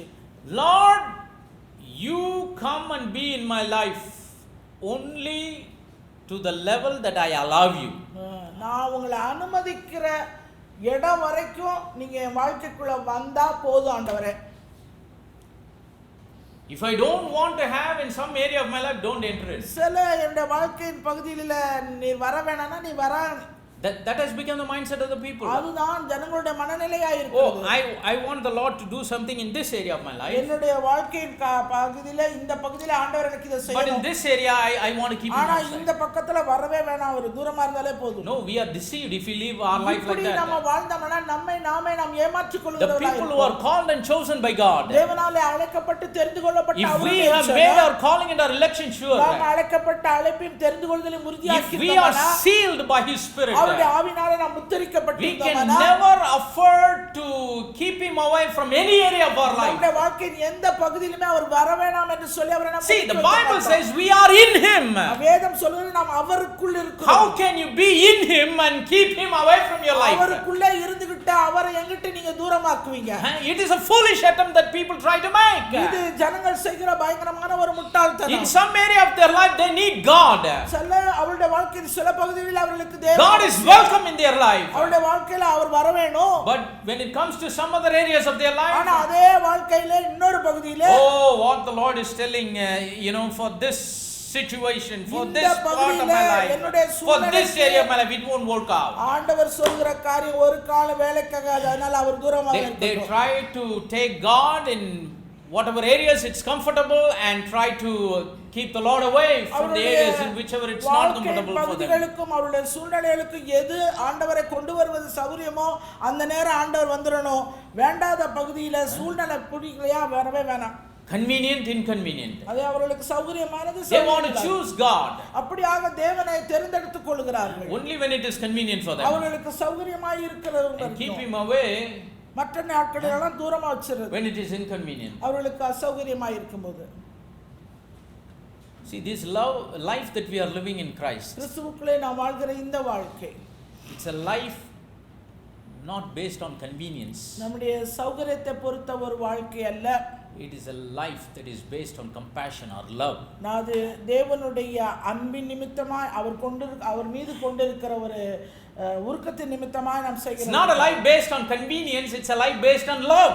நம்முடைய சௌகரியத்தின் அடிப்படையில் நாம் வாழ்கிறதல்ல கிறிஸ்தவ வாழ்க்கை. That's why there are two groups of people that are living together in the name of the church. அந்த சபை என்கிற பெயரிலே இரண்டு விதமான கூட்டத்தார் ஒரே காலத்துல வாழ்ந்து கொண்டிருக்கிறார்கள். Some people they would like to live their life based on convenience. சில கூட்ட ஜனம் இருக்காங்க, ஒரு கூட்ட ஜனம் அவங்களுடைய வாழ்க்கை சௌகரியத்தின்படியில போகுது. They use God according to their convenience. அவங்களுடைய சௌகரியத்தின்படி தேவனை உபயோகித்து They allow God only based on their convenience. அவர்களுடைய சௌகரியத்தின் அடிப்படையில் தேவனை உபயோகப்படுத்தி There's another group of people. இன்னொரு வகை கூட்டத்தினர் இருக்கிறாங்க. They live their life based on compassion or the love they have for God. ஆண்டவருக்காக அவர்கள் அவர் மீது கொண்டிருக்கிற அன்பின் நிமித்தமாக உருக்கத்தின் நிமித்தமாக அவர்கள் living in total submission to him. ஆண்டவருக்கு முழுவதுமாய் தங்களை அர்ப்பணித்து அவருக்காய் வாழ்கிறார்கள். Having a desire for having a longing for him. வாஞ்சை அவருக்காக ஏக்கம் கொண்டவர்கள். Those kind of people, அப்படிப்பட்டவர்கள் they are not only ready to enjoy the good times, அவர்கள் நல்ல நேரங்களை மாத்திரம் அனுபவிக்கிறார்கள். they are also willing to go through trials. எந்த ஒரு சோதனைக்குள்ளும் கடந்து போக அவர்கள் மனதாய் That's why the scripture says, அதனால் வேதவசனம் சொல்கிறது,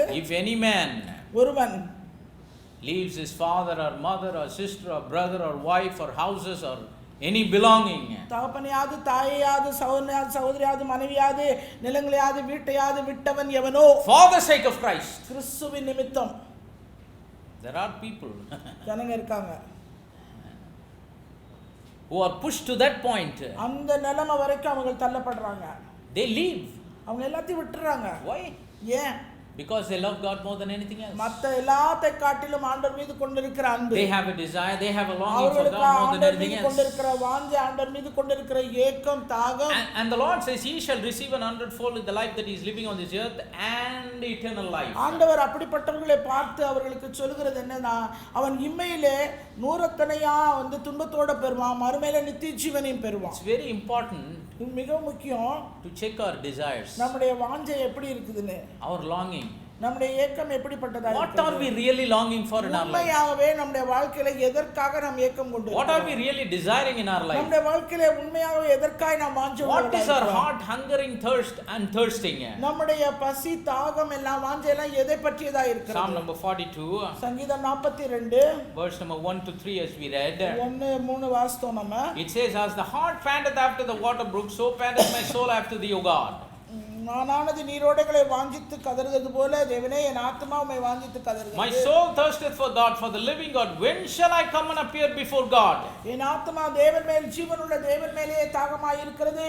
நான் எப்பொழுது தேவனுடைய சந்நிதியில் வந்து நிற்பேன்? Now here the servant of the Lord says, as the heart panteth after the water brooks. கர்த்தருடைய ஊழியக்காரனாகிய தாவீது சொல்லுகிறான், மானானது நீரோடைகளை வாஞ்சித்து கதறுவது போல. Do you know how a deer pants after the water? இந்த மான் தண்ணிக்காக எப்படி கத்திட்டு போகும்ன்றது தெரியுமா உங்களுக்கு? Sometimes in the summer time, இந்த வெயில் நாட்கள், கோடை காலத்துல, when you drive your vehicle on the highway, அந்த நெடுஞ்சாலையில உங்கள் வாகனத்தை நீங்கள் ஓட்டி செல்லும்போது, if it is a straight highway, அது நேராக இருக்கிற nicely paved road, நல்ல ஒரு சாலையாக இருக்கும்போது, you will see in a distance like 1 or 2 kilometers away a mirage being seen on the road. 2-3 kilometre தூரத்துல பாத்தீங்கன்னா அது என்ன சொல்ற தண்ணி இருக்கிறது போல காணல் நீராக. It will look like as if there is a pool of water over there. அங்க ஏதோ ஒரு தண்ணி குளம் இருக்கிற மாதிரி தெரியும். But actually if you travel the distance, ஆனா அந்த தூரம் வரைக்கும் நீங்க போன பிறகு and go near, கிட்ட போனீங்கன்னா you won't see any water. ஒரு தண்ணியும் இருக்காது. But if you look up your eyes, ஆனா உங்களுடைய கண்களை நீங்க எடுத்து another few kilometers away you will see a mirage. இன்னும் அதே போல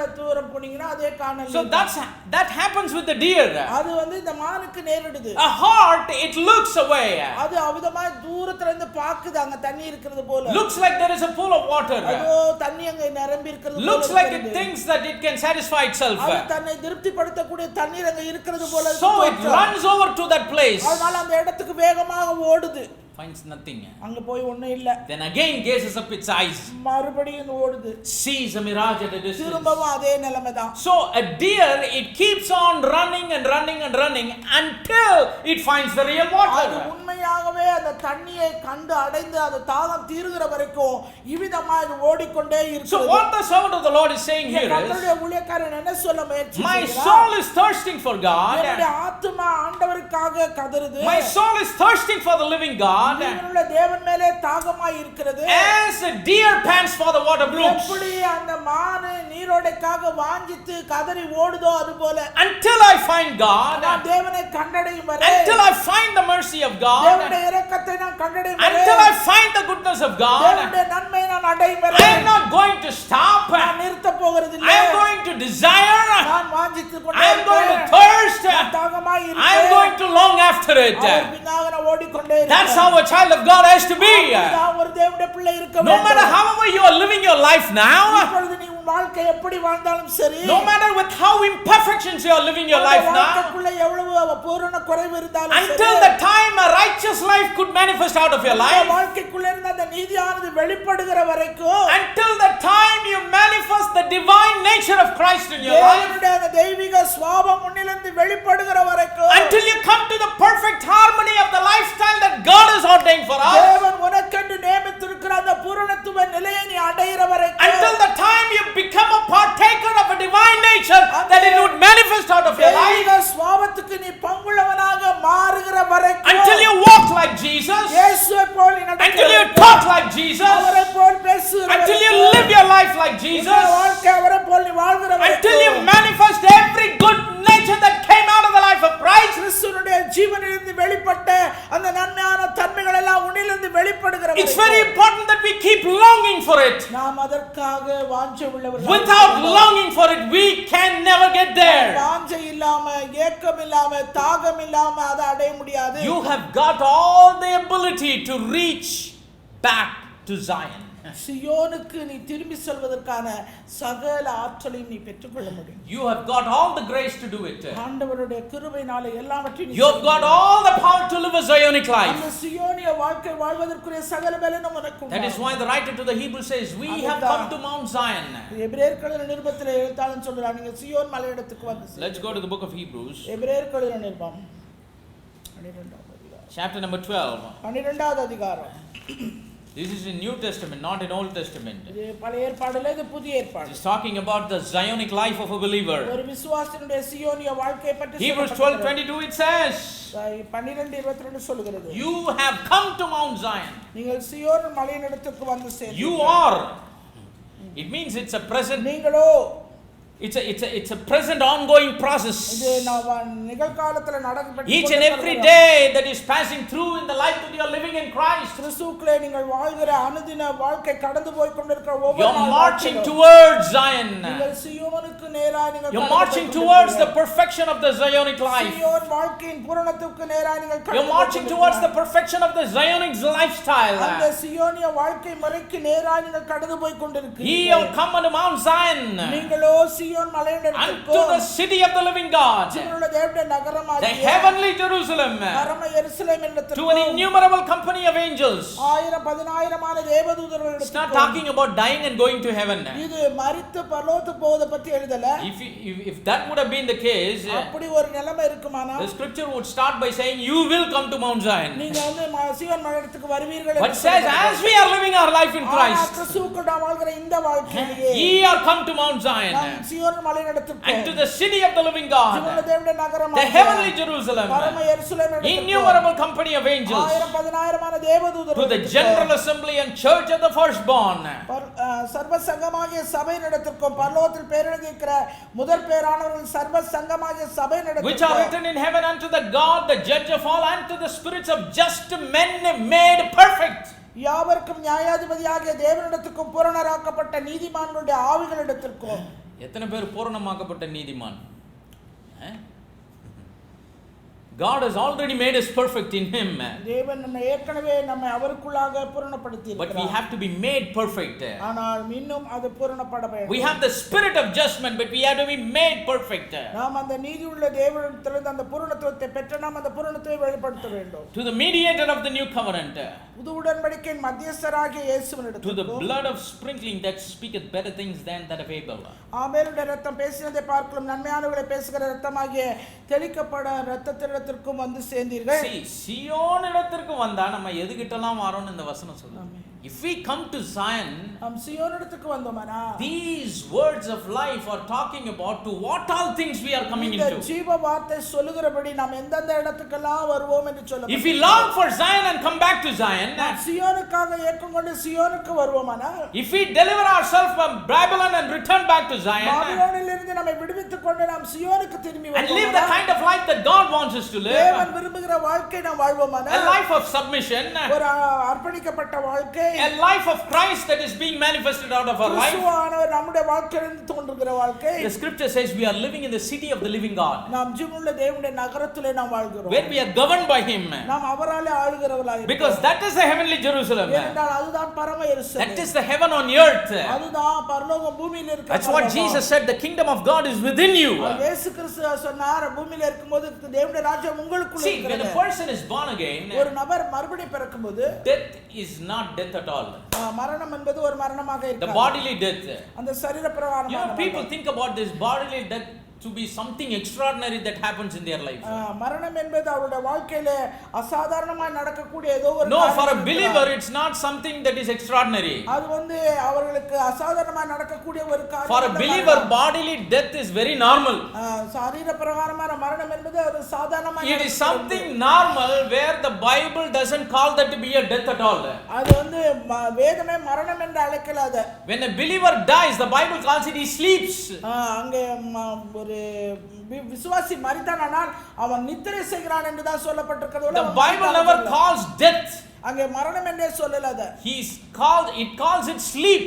When a believer dies in his body, when his spirit leaves his body, the Bible calls it sleep. ஒரு விசுவாசி மரிக்கும் போது அவனுடைய ஆவி அவனை விட்டு போன பின்பு அந்த சரீரத்தை பற்றி வேதம் சொல்கிறது அவன் நித்திரை செய்கிறான் என்று, அவன் மரித்தான் என்று சொல்லல. The spirit goes to God. அந்த ஆவி தேவனிடத்துக்கு போகிறது. The body goes to rest. The soul goes to rest. ஆத்துமா இளைப்பாறுதலுக்கு போகிறது. The body goes to the grave. சரீரமும் மண்ணுக்கு போகிறது. Praise the name of the living God. Sleep means what is the meaning? நித்திரை என்பதற்கு அர்த்தம் என்ன? He is going to wake up. அது திரும்ப எந்திரிக்க கூடிய ஒரு When will we say somebody is sleeping? எப்ப நம்ம சொல்லுவோம் ஒருத்தர் தூங்குறாருன்னு? டமால் ஆயிட்டாருன்னா தூங்குறாருன்னு சொல்லுவோமா? டமால் ஆயிட்டாருன்னா எல்லாருக்கும் நியூஸ் போவோம் டமால் ஆயிட்டாருன்னு. ஃப்ரீசர் பாக்ஸை கூப்பிடு, அதை கூப்பிடு, இதை கூப்பிடு. When will we say somebody is sleeping? ஒருத்தர் மாதிரி தூங்குகிறார் என்று எப்போ? Because you are hoping he will wake up. அவர் திரும்ப எழுந்திருப்பாருங்கற ஒரு நம்பிக்கை. Maybe after few hours or few minutes you think he will wake up. சில நிமிஷம் இல்ல சில மணி நேரங்கள் கழித்து அவர் எழுந்திருப்பார். The Bible belittles the bodily death of a believer so much that it calls it sleep. ஒரு விசுவாசினுடைய சரீர மரணத்தையே அது நித்திரைக்கு ஒப்பிட்டு சொல்லி இருக்கிறது வேதம். Praise the name of the living God. Why? Because we are already in Zion. நீ ஏற்கனவே சியோனில் இருக்கிறாய். See, now the kingdom of God is within us. தேவனுடைய ராஜ்யம் நமக்குள்ள இருக்கிறது. When Jesus comes, we are going to be in his kingdom. இயேசு கிறிஸ்து வரும்போது நாம் அவருடைய ராஜ்யத்துக்குள்ளாக போகிறோம். Praise the name of the living God. So death is not something extraordinary for a believer. எனவே ஒரு விசுவாசிக்கு மரணம் என்பது ஒரு அசாதாரணமான ஒரு காரியமாக It's just a sleep. He is going to keep on living. தூங்கிட்டு எந்திரிக்கிறது போல. He just sleeps and he wakes up and he goes on about his life throughout the eternity. அந்த நித்தியத்துக்குள்ளாக அவன் கடந்து போகிற ஒரு காரியம். Praise the name of the living God. நாமத்துக்கே மகிமை. We are in him. நாம் அவருக்குள்ளாக இருக்கிறோம். We have to live that Zionic life here on this earth. இந்த பூமியிலேயே அந்த சியோனிய வாழ்க்கை வாழ வேண்டியவர்கள் நாம். Praise the name of the living God. We come to the city of the living God. நாம் ஜீவனுள்ள தேவனுடைய நகரத்துக்கு வந்திருக்கிறோம். When we live that Zionic life, we are in heavenly Jerusalem. அது மாத்திரமல்ல நம்ம பரம எருசலேம் இடத்துக்கு வந்திருக்கிறோம். To an innumerable company of angels. 1000-10000 தூதர்களிடத்திற்கு நாம் வந்திருக்கிறோம். There is an extraordinary angelic assistance when we are committed to live a Zionic life. நாம் ஒரு சியோனிய வாழ்க்கை வாழ வேண்டும் என்று சொல்லி நாம் அர்ப்பணித்த உடனே நமக்கு 1000-10000 தூதர்களுடைய துணை நமக்கு உண்டாகிறது. It is the church of the firstborn. அது முதல் பேரானுடைய சங்கம், சர்வ சங்கம். Which is written in heaven. அது பரலோகத்திலே பேர் எழுதி. We are coming to the God who is judge of all and to the spirits of just men made perfect. யாவருக்கும் நியாயாதிபதியாக தேவனிடத்துக்கு பூரணராக்கப்பட்ட நீதிமான்களுடைய ஆவிகளிடத்துக்கும் நாம் வந்திருக்கிறோம். We are coming to Jesus, the mediator of the new covenant. இந்த புதிய உடன்படிக்கையின் மத்தியஸ்தராக இயேசுவினிடத்துக்கு வந்திருக்கிறோம். We are coming to the blood of sprinkling that speaketh better things than that of Abel. ஆபேலின் இரத்தத்தை பேசினதை பார்க்கலாம் நன்மையானவைகளை பேசக்கூடிய தொளிக்கப்படும் இரத்தத்தான இயேசுவின் இரத்தத்திடத்தில் வந்திருக்கிறோம். ஆபேலுடைய இரத்தம் எல்லாருக்கும் பேசாது, சீயோனுக்கு வந்தவங்களுக்கு தான். ஆபேலுடைய இரத்தம் பேசினதை காட்டிலும் நன்மையானவைகளை பேசுகிற இயேசுவின் இரத்தம் எல்லாருக்கும் பேசாது. யாருக்கு தாங்க பேசும்?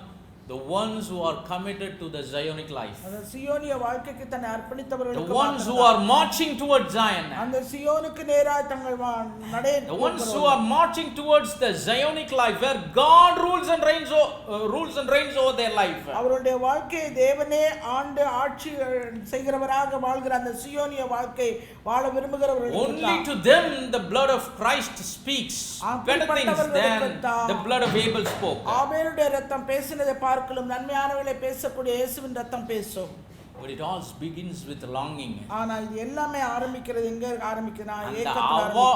ஆவலும் ஆசையும் விருப்பமும் இல்லனா ஒருத்தர் இந்த வாழ்க்கையை வாழவே முடியாது. They cannot come to Zion. அவர்கள் சியோனுக்கு வரவே முடியாது. நான் சும்மா பேசிக்கலாம், ஆண்டவர் இயேசு கர்த்தர் ரத்தம் ரட்சிப்பு பரிசுத்தம், சும்மா வாயிலே வடை சுத்துறது. வாயிலே என்ன பண்றது? சிலர் ரவை இல்லாமல் உப்புமா கண்டுவாங்க, பார்த்துருக்கீங்களா? Can you cook upma without rava? ரவை இல்லாமல் உப்புமா செய்ய முடியுமா? Yes, there are people that can do that. people ஜனங்க இருக்காங்க அப்படின்னு செய்ய. அண்டாண்டாவா ரவை கண்டுவாங்க, சும்மா கொஞ்சம் இல்லை, அண்டாண்டாவா கண்டுவாங்க. எல்லாம் வெறும் வாய் தான். கிறிஸ்தவ வாழ்க்கையில் அது ஒர்க் அவுட்டே ஆகாது. Christian life that won't work out. கிறிஸ்தவ வாழ்க்கையில் அது ஒருபோதும் We can வேலைக்காகாது. talk many things, do many things, அநேக காரியங்களை செய்வோம் வைப்போம் but என்று there must பேசலாம். be a sincerity of heart, ஆனா அது இருதயத்தின் உத்தமத்தில் a இருந்து வரும். genuine desire, ஒரு உண்மையான ஒரு a வாஞ்சை, deep longing for God. ஒரு ஆழமான தாகம் Psalm ஏக்கம். 42:3 says, "My tears have been my meat day and night, while they continually say to me, Where is thy God?" தேவன் எங்கே என்று என் சத்துருக்கள் சொல்லும்போது என் கண்ணீரே எனக்கு உணவாயிற்று இரவும் பகலும். Longing, longing, longing. அப்படியே ஒரு ஆசை ஏக்கம். Keep your longings of your life in check. எனவே உங்களுடைய வாழ்க்கையில நீங்க எந்த காரியத்தை குறித்து வாஞ்சையா ஆசையா ஏக்கமா இருக்கு? Longing, it begins with the desire. அது ஒரு வாஞ்சையில தான் ஆரம்பிக்கும், ஆசையில ஆரம்பிக்கும். வாஞ்சை தான் ஏக்கமா என்னைக்குமே மாறும். லாங்கிங்னா ஏக்கம். ஏக்கம். அது வாஞ்சையில் ஆரம்பிச்சு தான் அது வந்து அடுத்த step. Everything starts with the desire. எல்லாம் ஒரு வாஞ்சையில ஆரம்பிக்கிறது. But when the desire fully comes, it promotes, it upgrades into a longing. அது ஏக்கத்துக்கு நேராய் நம்மை கொண்டு போகுது, முன்னேற்றம். அது வந்து வாஞ்சை வெறும் வாஞ்சையா இருக்கிறப்ப எப்படி தெரியுமா இருக்கும்? இருந்தா நல்லா இருக்கும். அப்படி யோசிச்சிருக்கீங்களா? இருந்தால் நல்லா இருக்கும், இல்லைனாலும் என்னது பரவாயில்ல. ஆனால் அது ஏக்கம் ஆயிடுச்சுன்னா அது கண்டிப்பாக என்னது வேணும். When a desire is just a desire, you have a duplicity of thinking. It would be good if I can have, even it's not there, it's okay. வாஞ்சை வெறும் வாஞ்சையாக இருக்கும்போது இருக்கிறது இருந்தா போதும், இல்லாட்டினாலும் பரவாயில்ல அப்படி போயிடுவோம். But when the desire promotes into a longing, ஆனா அந்த வாஞ்சையே ஒரு ஏக்கமாக மாறும்போது you come to a point where you desperately need it. அது கட்டாயம் எனக்கு அவசியம், அது தேவை, அது இல்லாம என்னால முடியாது, அந்த நிலைமைக்கு வந்துடும். Praise the name of the living God. எத்தனை பேருக்கு வழங்குது நான் சொல்றது? வாஞ்சையில தான் ஆரம்பிக்கணும், நேரா ஏக்கம் வந்துடாது. These people, they sat by the rivers of Babylon and wept thinking about Zion. இந்த ஜனங்க பாபிலோன் ஆறுகள் அருகே உட்கார்ந்து சியோனை நினைத்து அழுதார்கள். Because there was already a desire in them for Zion. ஏற்கனவே அவர்களுக்கு சியோனை குறித்த வாஞ்சை அவர்களுக்கு How foolish they have been, they have marched out of the city of God. அந்த தேவனுடைய நகரத்தை விட்டு முட்டாள்தனமா வெளியே வந்துட்டாங்க. But when they start to think about their desire, ஆனா அவருடைய வாஞ்சை அவர்கள் நினைத்தபோது it promoted into a longing in them. அவர்களுக்குள்ளே அது ஒரு ஏக்கமாக And only that longing brought tears from their eyes. அந்த ஏக்கம் தான் அவங்க கண்ணிலிருந்து கண்ணீரை கொண்டு வந்தது. எப்படிங்க இந்த வாஞ்சை வரும் நமக்கு? How can we get this desire that will be promoted to a longing? இப்படி ஒரு வாஞ்சை ஏக்கமாக எப்படி நமக்குள்ளே உருவாகும்? How can we convert a desire where we think, oh, it would be nice if we can live like that? நமக்கு இருந்தா நம்ம நல்லா இப்படி இருக்கலாமே அப்படிங்கிற ஒரு வாஞ்சை. But what to do? It's because my situation I am not able to live. சூழ்நிலை எனக்கு அது இன்னும் வேலைக்கு ஆகலையே. I want to live, brother, but I cannot. எனக்கு அப்படி வாழ விருப்பம், ஆனா என்னால முடியல. கேள்விப்பட்டிருக்கீங்களா? நான் செய்யற தப்பு தான், அதெல்லாம் சொல்லுவாங்க. நான் அப்படிதான் இருக்கணும், என்ன பண்றது, சூழ்நிலை இது அது அப்படி ஆயிடுச்சாக்கம், இப்படி ஆயிடுச்சாக்கம், இப்படி இருந்தா இப்படி இருக்கலாம், அப்படி இருந்தா அப்படி இருக்கலாம். They give many reasons. அநேக காரணங்களை சொல்வார். Give many reasons and they try to justify. அநேக காரணங்களை சொல்லி தங்களை நியாயப்படுத்த முயற்சி செய்வார்கள். Let me tell you, நான் ஒரு காரியம் சொல்கிறேன். this desire, இந்த வாஞ்சையானது, it doesn't come from within you, it comes from God. அது உங்களுக்குள்ள இருந்து இல்ல, அது தேவனிடத்திலிருந்து வருகிறவர். தேவனுக்காக நாம் விருப்பப்படுறது அது எங்க இருந்து வர விருப்பம்? தேவனிடத்திலிருந்து. The desire that we need to have for God, it comes from God only. தேவனுக்காக நாம் கொள்ளுகிற அந்த வாஞ்சை கூட அது நமக்குள்ள இருந்து வருகிறது. It's not something that is manufactured within yourself. அது நமக்குள்ளே இருந்து உருவாகிற ஒன்று அல்ல. Praise the name of the living God. Let us go to Psalm number 37. 37ஆம் சங்கீதம் and verse number 4. 4ஆம் வசனம். The scripture here says, இந்த வேத வசனம் சொல்கிறது, delight thyself also in the Lord, and he shall give thee the desires of thine heart. கர்த்தரிடத்தில் மனமகிழ்ச்சியாயிரு, அவர் உன் இருதயத்தின் வேண்டுதல்களை உனக்கு அருள் செய்வார்.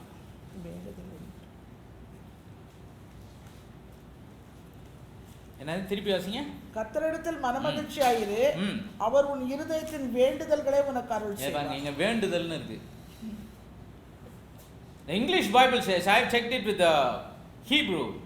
எபிரேய மொழியில நான் I believe the English translation is close to what the Hebrew says. It says, delight yourself also in the Lord, and he shall give you the desires of your heart. கர்த்தரிடத்தில் மனமகிழ்ச்சி ஆயிரு, அவர் உன் இருதயத்தின் வேண்டுதல்களை அல்ல வாஞ்சைகளை உனக்கு அருள் செய்வார். இதுதான் நீ எதை வாஞ்சிக்கணுமோ அந்த வாஞ்சையவே ஆண்டவர் என்ன பண்றன்றாரு, உனக்கு அருள் செய்வார். வாஞ்சையின் கனியை கொடுக்கறது இல்ல, என்னத்தை வாஞ்சிக்கிறோமோ அதனுடைய பலனை கொடுக்கறது இல்ல, வாஞ்சையவே கொடுக்கறன்றாரு. Praise the name of the living God. God doesn't say I will give the fruit of your desires, but I will give what you have to desire. Delight yourself also in the Lord and He shall give you the desires of your heart. Do you have the desire that God wants to give you? Or do you have your own desire and you seek God to give the fruits of your desire? நீ உனக்குன்னு சொந்தமா வாஞ்சை வைத்துக்கொண்டு அந்த வாஞ்சையினுடைய கனியை ஆண்டவர் கொடுக்கணும்னு விரும்புறீங்க. அப்போ சிலர் கேட்கலாம், என்ன பிரதர் நாங்கலாம் ஆசைப்படுறது தப்பா? Is it wrong to desire something? ஒரு காரியத்துக்காக ஆசைப்படுவது தவறா? Absolutely, there is nothing wrong in that. அதுல எந்த ஒரு தவறுமே கிடையாது. But there must be a harmony between your desire and God's desire for you. ஒரே ஒரு காரியம், நீங்க வாஞ்சிக்கிறதுக்கும் தேவனுடைய வாஞ்சைக்கும் இசைந்து போக வேண்டும். எதனால வாஞ்சிக்கலாம், ஆனா முதல்ல அந்த வாஞ்சை சரியான்றதை பார்க்கணும். We can desire anything, but we need to understand whether it is the right kind of desire. சரியான வாஞ்சையா என்று சொல்லி நாம் சொல்றோம். Whether God is pleased with the desire. அந்த வாஞ்சை நீங்க கொண்டிருக்கிற வாஞ்சையோட தேவன் பிரியப்படுகிறார். Whether the desire is acceptable in the sight of God. இல்ல தேவனுடைய பார்வையில் அது ஏற்றுக்கொள்ளப்படக்கூடிய வாஞ்சையா? But here the scripture says, வேதவசனம் சொல்லுது, when we delight ourselves in the Lord, கர்த்தருக்குள்ளே நாம் மனமகிழ்ச்சியா இருக்கும்போது He gives the desires of our heart. நம்முடைய இருதயத்தின் வாஞ்சையை அவர் நமக்கு அருள் செய்கிறார். What desire will He give? என்ன வாஞ்சை அவர் நமக்கு கொடுப்பாரு? நல்ல சம்பளமுள்ள ஒரு வேலையின் வாஞ்சையை ஆண்டவர் கொடுத்திருக்கார் பிரதர். அப்படியா? God has given me to desire good paying job. நல்ல சம்பாத்தியமுள்ள ஒரு வேலையை வாஞ்சிக்கிறார் ஆண்டவர். அந்த What kind of desire will He give? என்ன விதமான வாஞ்சை ஆண்டவர் கொடுப்பார்? The desire that God gives will only be a godly desire. அது தேவனுக்குரிய வாஞ்சைகளை தான் அவர் கொடுப்பார். To seek the kingdom of God first. தேவனுடைய ராஜ்யத்தை முதலாவது தேடுறது. The desire that God gives is true. அவர் கொடுக்கிறது உண்மையான காரியம். The desire that God gives is holy. அவர் கொடுக்கிற வாஞ்சை பரிசுத்தமுள்ளதா இருக்கும். Praise the name of the living God. நாமத்துக்கே மகிமை. அதுதான் ரொம்ப முக்கியமான வாஞ்சை. அது இருந்துட்டாலே என்ன பண்ணிடும், நீங்க அதிக சம்பளம் உள்ள வேலையோ எதுவோ அது உங்களுக்கு அது ஆண்டவர் கூட கொடுக்கப்படுன்றார். மார்க்கெட்டில் முந்தியெல்லாம் கொசுறு கொடுப்பாங்கள்ல, கொசுறுன்னா தெரியல, மெயினாக ஒரு பொருள் வாங்கிடணும், அதுக்கு என்னது free extra. God considers all of our needs as extras. நம்முடைய தேவை எல்லாத்தையும் ஆண்டவர் அவிதமாக தான் நினைக்கிறார். Don't think about what you will eat, what you will drink. நீ என்னத்தை உண்போம், என்னத்தை உடுத்துவோம், என்னத்தை குடிப்போம் நினைக்காத. He is taking care of many things. அவர் अनेक காரியங்களை அவர் பொறுப்பு. How will He not care for us? அவர் நமக்காக ஏன் கவலைப்பட மாட்டார்? Praise the name of the living God. He feeds the fowls of the air, the grass of the field. ஆகாயத்து பறவைகளை போஷிக்கிறார், காட்டு புஷ்பங்களை உடுத்துவிக்கிறார். Are we not much better than they? அவங்களை பார்த்து நாம் விசேஷித்தவர்கள் அல்லவா? And then He says, seek ye first the kingdom of God. அப்பதான் கடைசியா சொன்னார், முதலாவது தேவனுடைய ராஜ்யத்தின் நீதியை தேடு. So the desire that God gives is தேவன் கொடுக்கிற அந்த வாஞ்சையானது it's a kingdom desire. ஆண்டவர் கொடுக்கிற வாஞ்சை. It's a desire for Him. அவருக்காக நாம் It's a true desire. அது உண்மையான வாஞ்சை. It's a holy desire. அது பரிசுத்தமுள்ள வாஞ்சை. Praise the name of the living God. நாமத்துக்கே மகிமை. When you look at our lives, நம்முடைய வாழ்க்கையை நாம் நோக்கி பார்த்தோம். the scripture says, வேதம் சொல்கிறது, the grace of God that brings salvation hath appeared unto all men. தேவனுடைய கிருபையானது ரட்சிப்பை அளிக்கும்படியா எல்லா மனுஷருக்கும் அது பிரசன்னமாச்சு. ரட்சிப்பை கொடுக்கிற தேவ கிருபை யாருக்கெல்லாம் பிரசன்னமாச்சுங்க? எல்லா மனுஷன். எல்லா சர்ச்சுக்கு போறவங்க கிட்ட இல்ல. Grace of God is not that brings salvation is not only for church goers. அது சபைக்கு போற மக்களுக்கு மாத்திரம் அது கொடுக்கல. It has appeared to all men. அது எல்லா மனுஷருக்கும் அது பிரசன்னம். Just think about this for a while. இத கொஞ்சம் யோசித்து பாருங்க. There are approximately 7 billion people on the face of this earth. பூமியில 7 கோடியா? 700 கோடி இருக்காங்க. 700 crores of people. 700 கோடி. Right now. இப்பொழுது வரைக்கும். And the grace of God தேவனுடைய கிருபை has appeared to all these 7 billion people. 700 கோடி ஜனத்துக்கும் பிரசன்னமாய் இருக்கிறது. பிரசன்னமாய் இருக்குது. But have people received that grace? அந்த பிரசன்னமான தேவ கிருபையை ஜனங்கள் எல்லாரும் Have all the 7 billion people received the salvation? அந்த 700 கோடி ஜனமும் தேவனுடைய ரட்சிப்பை பெற்றுக்கொண்டதா? No, here a little, there a little. இங்க கொஞ்சம் அங்க கொஞ்சம் தான். Why?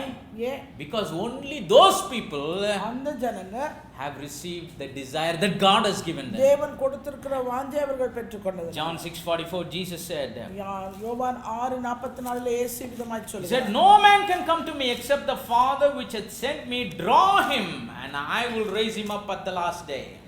6:44 என்னை அனுப்பின பிதா ஒருவனை இழுத்துக்கொள்ளாவிட்டால் அவன் என்னிடத்தில் வரமாட்டான், கடைசி நாளில் நான் அவனை எழுப்புவேன். Not just because the grace of God that brings salvation has appeared to all men that everybody can come. தேவனுடைய கிருபை எல்லா மனுஷருக்கும் பிரசன்னமானதனால எல்லாரும் ஆண்டவரிடத்துல வர முடியாது. But the ones that catches that God given desire, தேவன் கொடுத்த வாஞ்சையை பெற்றவர்கள் மாத்திரமே. except the Father which hath sent me draw him, பிதா ஒருவனை இழுத்துக்கொள்ளாவிட்டால் no man can come to me, Jesus said. ஒருவன் என்னிடத்துல வரமாட்டான். Verse number 45. 45ஆம் வசனம். It is not only for that initial salvation. அது ஆரம்ப ரட்சிப்பு மாத்திரமல்ல. 45 says, 45 சொல்லுகிறது, the ones that have the desire that God has given them, அந்த வாஞ்சையை கொடுக்கப்பட்டவர்கள், ones that have received the desire that God has given them, and the ones that have drawn towards him, தேவனுடைய வாஞ்சையை தங்களுக்குள்ளே பெற்றுக்கொண்டு தேவனாலே இழுக்கப்பட்டவர்கள், the scripture says they shall be all taught of God. அவர்கள் எல்லாரும் தேவனாலே போதிக்கப்பட்டிருப்பார்கள். யாரெல்லாம் தேவனால போதிக்கப்பட்டிருப்பா? தேவனுடைய வாஞ்சையை பெற்று தேவனுடைய வாஞ்சையை பெற்று அவராலே இழுக்கப்பட்டவர்கள். Every man therefore that hath heard and hath learned of the Father cometh unto me. ஆகையால் பிதாவினிடத்தில் கேட்டு கற்றுக்கொள்ளுகிறவன் எவனும் என்னிடத்தில் வருகிறான்.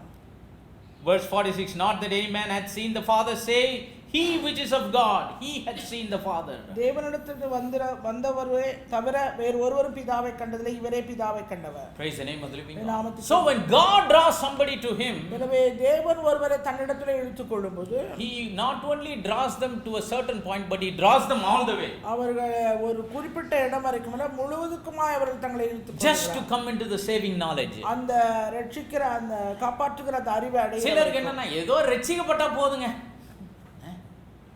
Just getting saved, that is enough, brother.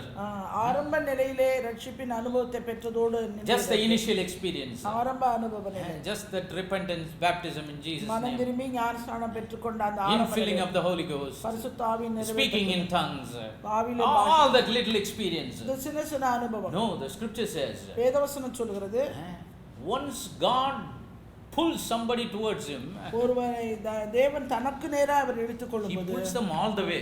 அவர் முழு பாவரிலும் அவர் இழுத்துக்கொள்கிறார். He doesn't pull them to a certain point and leave them. ஒரு குறிப்பிட்ட இடம் வரைக்கும் இழுத்துக்கொண்டு விட்டு he doesn't say that you manage your life by yourself. இதுக்கு மேல நீயே உன்னை பாத்துக்கப்பான்னு He சொல்றது. draws them first. அவர் முதலாவது இழுக்கிறார்.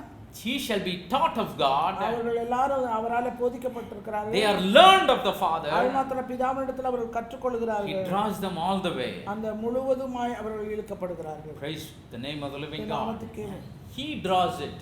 அவர்களே ஆண்டவரே அவர்களை இழுக்கிறார். அவர் இழுக்கிறார்ல, நம்மளை எது போக வச்சுது? When he drew us, அவர் நம்மை இழுக்கும்போது what made us to be attracted to the drawing? அந்த இழுக்கிறதுக்கு நேரா நம்ம எது கவர்ந்திழுந்து நம்ம முன்னே It's the desire that he gave us. அவர் கொடுத்த அந்த வாஞ்சை தான் நமக்குள்ள இருக்கிற வாஞ்சை. Just think about this, 7 billion people, 700 கோடி ஜனம், of all of that only maybe a billion or few million, we don't know, சில மில்லியன் சில பில்லியன் தான் ரட்சிக்கப்பட்டாங்க. and in that you and me are there. அந்த இதுலயும் நீங்களும் நானும் இருக்கிறோம். Praise the name of the living God. Otherwise we would also be somewhere doing something. இல்லனா நாம எங்கோ ஏதோ காரியத்தை We came to the saving knowledge of Christ கிறிஸ்துவுடைய அந்த ரட்சிக்கிற அந்த அறிவை and have been taught of him. அவராலே போதிக்கப்பட்டு we were drawn, we allowed ourselves to be drawn by him அவராலே நாம் இழுக்கப்படுவதற்கு நம்மை நாமே அனுமதித்தோம். because he gave us his desire. அவருடைய வாஞ்சையை நமக்கு கொடுத்தது. Hebrews 7:19, for the law made nothing perfect, but the bringing in of a better hope did, by which we draw nigh unto God. 7:19.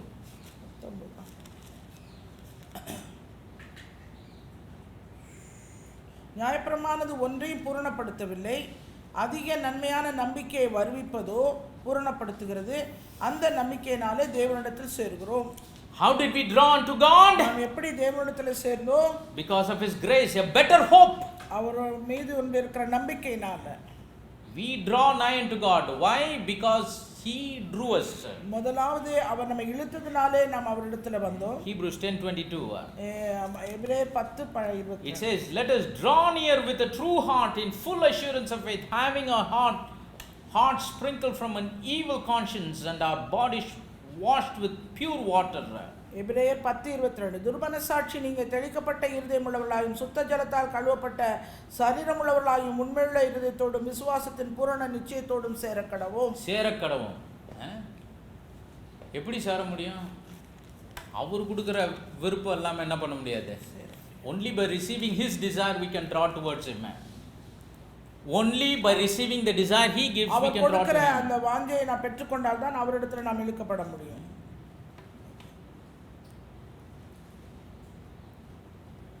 அதாவது அவருக்கு நேரா இழுக்கப்படுறத எதிரா அவரை விட்டு இழுக்கப்படுறது அது ஒன்று இருக்குது. Let us go to Hebrews 10:38. எபிரேயர் 10:38. Like people are drawn towards Him, there are people who are drawn away from Him. எப்படி ஆண்டவருக்கு நேரா இழுக்கப்படுகிற ஜனங்கள் இருக்காங்களோ அதே மேல ஆண்டவரை விட்டு தூரமாய் போகிறவர்களும் இழுக்கப்படுகிறார்கள். The scripture here says, now the just shall live by faith, but if any man draw back, my soul shall have no pleasure in him. விசுவாசத்தினாலே நீதிமான் பிழைப்பான், பின்வாங்கி போவானானால் அவன் மேல் என் ஆத்துமா பிரியமாய் இராது என்கிறார். Praise the name of the living God. It's very important to have the desire that He gives. அவர் கொடுக்கிற அந்த வாஞ்சையை நாம் பெற்றுக்கொண்டிருப்பது மிகவும் முக்கியம். Let just check your life. உங்களுடைய வாழ்க்கையை சோதித்து பாருங்க. வாழ்க்கைனா வாழ்க்கையின் விருப்பங்களை, உங்க வாழ்க்கையில விருப்பம்னு ஒன்று இருக்கும்ல. We all have desires. நாம் எல்லாருக்கும் விருப்பம் உண்டாயிருக்கு, வாஞ்சை இருக்கிறது. If we don't have desires, we cannot live as human beings. நாம வாஞ்சை விருப்பம் இல்லனா நம்ம மனுஷரா வாழ முடியாது. Praise the name of the living God. Let's check our desires. எனவே அந்த வாஞ்சைகளை நாம் என்னது என்று we check everything in our life. Let us check our desires. எப்படி வாழ்க்கையில மற்ற காரியங்களை எல்லாம் நம்ம சோதிச்சு பார்க்கறோம். This desire, that desire, this desire. எனக்கு இந்த வாஞ்சை இருக்கு, அந்த வாஞ்சை இருக்கு, இதெல்லாம் சரியா? Did God give me this desire? இந்த வாஞ்சை எல்லாம் ஆண்டவர் தான் எனக்கு கொடுத்தார். Or is it a desire that I manufactured within myself? இல்ல இப்படிப்பட்ட வாஞ்சையெல்லாம் நானே எனக்குள்ள இருந்து கொண்டு வந்தேன். Or did I see somebody else and got this desire? இல்ல யாரோ ஒருத்தங்கட்ட இருக்குறத நான் எடுத்துக்கிட்டேன். Or is it some desire that my parents downloaded it on me? இல்ல என்னுடைய பெற்றோர் வந்து எனக்கு உள்ள வச்சாங்களா? Or is it a desire that my family or friends or relatives downloaded it on my life? குடும்பத்தாரோ இந்த ஸ்நேக நண்பர்களோ இல்ல உறவுக்காரர்களோ யாராவது Has this desire really come from God? இல்ல நான் கொண்டிருக்கிற இந்த வாஞ்சை உண்மையாவே தேவனிடத்திலிருந்து வந்ததா? We are genuinely God's people. நான் உண்மையாக தேவனுடைய ஜனங்களாய் இருப்போமானா? Let me tell you, our desire will be godly desire that is நம்முடைய given by Him. தேவனுடைய வாஞ்சை அவராலே கொடுக்கப்பட்ட ஒன்றாய் இருக்கும். And that desire will be for Him. அது மாத்திரமல்ல அந்த வாஞ்சை அவருக்காகவே நாம் கொண்டிருக்கிறதா இருக்கும். Praise the name of the living God. நாமத்துக்கே Check the integrity of your desires. உங்களுடைய வாஞ்சையினுடைய உத்தமம் என்னது என்பதை சோதித்து பாருங்கள். Because there are God-made desires and self-made desires. ஏனென்றால் தேவனாலே நமக்கு கொடுக்கப்படுகிற வாஞ்சைகளும் இருக்குது, மனுஷராலே நமக்கு நாமே. How can we differentiate between the God-given desires and self-made desires? தேவன் கொடுக்கிற வாஞ்சைக்கும் மனுஷரா நாமாக ஏற்படுத்திக் கொள்கிற வாஞ்சைக்கு எப்படி வித்தியாசப்படுத்துறது? There are 5 things. 5 காரியங்கள். There are 5 things by which we can identify God-given desires and self-made desires. தேவன் கொடுக்கிற வாஞ்சை இது, மனுஷர் ஏற்படுத்தின வாஞ்சை இது என்பதை நாம் வித்தியாசப்படுத்தி பார்ப்பதற்கு 5 காரியங்கள். Number 1. முதலாவது, God-given desires will be consistent. தேவன் கொடுத்த வாஞ்சை ஒரு நிலைத்த தன்மை உடையதாக இருக்கும். It will never leave us. அது நம்மை விட்டே போகாது. If God gives a desire in our heart, it will stay there. தேவன் நம்முடைய இதயத்தில் ஒரு வாஞ்சையை கொடுத்தார்னால் அது நம்ம இதயத்தில் தான் இருக்கும். No matter what, it will be consistent to receive the desire. அது என்னவா இருந்தாலும் சரி அந்த வாஞ்சை நமக்குள்ளே நிலைத்து இருக்கும். அது வந்து அடைஞ்சே தீரணும்னு என்ன இருக்கும். But self-made desires are not like that. ஆனா மனுஷராகிய நாமாக ஏற்படுத்துகிற வாஞ்சை Sometimes it will be there. சில நேரம் இருக்கும். Sometimes it will be taken away. சில நேரம் அது எடுத்து போடப்படும். When children are growing up, பிள்ளைகள் வளர்ந்து வருகிற நாட்களில் if you ask them what do you want to be in life, உங்க வாழ்க்கையில நீ என்னவாக வேண்டும் என்று விரும்புகிறாய் என்று அவர்களை கேட்பாங்கன்னா they will say anything and everything that comes out of them. அவங்க வாயில இருந்து என்ன வருதோ வார்த்தை எதை வேணா சொல்லுவாங்க. ஏதோ அந்த டைம்ல என்ன ஆசை இருக்கோ அது என்ன ஆயிரும் சொல்லிடுவாங்க. வந்துரும். After 5 years you ask him, ஆனா 5 வருஷம் கழிச்சு கேட்டீங்கன்னா it will change. அது மாறிடும். Another 10 years after it will change. அடுத்த 10 வருஷம் கழிச்சுனா When மாறிடும். he is 40 or 45 or 50 years old, if you see his life, it will be totally different from what he was saying before. 40 45 50 வயதுலலாம் அவங்க முன்னாடி என்ன சொன்னாங்களோ அதுக்கு அறிக்கேட்டதுக்கு மாறி இருக்கும். Why? ஏன்? Because they are self-made. அவங்களா ஏற்படுத்தி கொண்ட வாஞ்சைகள். சும்மா தங்களுக்கு ஏதோ பிடிச்சிருக்குன்னு என்ன பண்றாங்க? I still remember when I was in school, maybe in middle school, I don't know. நான் மிடில் ஸ்கூல்ல இருக்கும்போது நினைக்கிறேன். There was a free class. The teacher did not come for that particular class. அந்த வகுப்பு நேரத்துல டீச்சர் வர மாட்டாங்க. So a substitute came. அதுக்கு பதிலா ஆள் வருவாங்க. And just to pass the time, he was asking this, what do you want to become in life? அப்ப அவர் வந்தவர் கேட்டாரு, பதிலா வந்தவர், நீங்க எல்லாம் உங்களோட வாழ்க்கையில என்னவாக வேண்டும்? 99% of the class they said either doctor or engineer. அந்த 99% அந்த வகுப்பறையில இருந்த பிள்ளைகள் எல்லாம் ஒண்ணே டாக்டர் இல்லட்டா என்ஜினியர் சொல்லுங்க. But actually only 2 or 3 doctors are there now, as far as I know. சொன்னவங்க எல்லாம் நான் எனக்கு தெரிஞ்சபடி அன்றைக்கு சொன்னவங்க எல்லாம் ஒரு 2-3 பேர் தான் டாக்டரா இருக்காங்க. Maybe lot of engineers are there. ஒருவேளை அதிகமான இன்ஜினியரா இருப்பாங்க. See, they desire something and they say it's just self-made. அவருடைய வாஞ்சை அவர்களாக ஏற்படுத்தி கொண்டது ஏதோ ஒன்று சொல்லி விட்டாங்க. But God-given desires are not like that. ஆனா தேவன் கொடுக்கிற வாஞ்சை அப்படிப்பட்டதல்ல. They are consistent. They will stay the அதுல ஒரு same நிலைத்திருக்கும். முதல்ல சொன்னதுல போனா கடைசி வரைக்கும் அதுதான். until they obtain the desire. That desire won't leave them. அந்த கொடுத்த வாஞ்சை அடையிற வரைக்கும் அந்த வாஞ்சை போகாது, மாறாது. Only that kind of desire will turn into longing. அந்த அப்படிப்பட்ட வாஞ்சை தான் அது ஏக்கமாக மாறக்கூடியது. ஒரு வாஞ்சை ரொம்ப நாளா இருக்கும்போது அது என்னவா மாறிடும்? ஏக்கமாக மாறிவிடும். Secondly, God given desires will never change. ஆண்டவர் கொடுக்கிற வாஞ்சை ஒரு காலம் அது மாறாது. It will never change its details. அது எந்த விதத்திலும் மாற்றம் அடையாது. It will never be changed in its degree. அவருடைய நிலையில அது எந்த விதத்திலும் மாறாது. It will be very specific. அது குறிப்பிட்ட வகையில It will be very meticulous. அது மாத்திரம் நுணுக்கத்திலும் அப்படியாகவே இருக்கும். Praise the name of the living God. But self-made desires, ஆனா மனுஷராக ஏற்படுத்திக் கொள்ளுகிற வாஞ்சை it can compromise with things. அது காரியங்கள் மற்ற காரியங்களோடு ஒத்து போகும். It can alter, it can change. அது மாத்தி அமைச்சுக்குவாங்க, மாறி போகும். Praise the name of the living God. நாமத்துக்கே மகிமை. Thirdly, மூன்றாவதாக God given desires will never have any doubts. தேவன் கொடுக்கிற வாஞ்சையில எந்த ஒரு சந்தேகமே வராது. Praise the name of the living God. The element of faith will be there in God given desires. தேவன் கொடுக்கிற வாஞ்சையில விசுவாசம் என்கிற ஒரு காரியம் இருக்கும். I can, என்னால முடியும், I will be, நான் இப்படி இருப்பேன், I will be like Christ, நான் கிறிஸ்துவை போல இருப்பேன், I will live like நான் Christ, கிறிஸ்துவை போல் I வாழ்வேன், will walk like நான் Christ, கிறிஸ்துவை போல் I நடப்பேன், will talk like நான் Christ, கிறிஸ்துவை போல் பேசுவேன், I will do the will of God, தேவனுடைய சித்தத்தை நான் I will fulfill the plan of God, தேவனுடைய திட்டத்தை நான் I will நிறைவேற்றுவேன், fulfill the purpose of God. தேவனுடைய நோக்கத்தை It will தீர்மானித்து never நிறைவேற்றுவேன். have an element of doubt. அது எந்த சந்தேகம் என்கிற ஒரு காரியம் அதில் இருக்காது. Yes, the devil may try to speak doubts in our mind. பிசாசு நம்முடைய சிந்தைக்கு நேராக சந்தேகங்களை பேச He may say, how can you? எப்படி உன்னால முடியும்? Like the serpent spoke to Eve. எப்படி ஏவாளிடத்துல சர்ப்பம் He may பேசுறது say, is it அதுபோல really possible? இது உண்மையிலே சாத்தியப்படுமா? Look at that man. அந்த மனுஷனை பாரு, Look at this woman. அந்த மனுஷியை பாரு, Look at that preacher.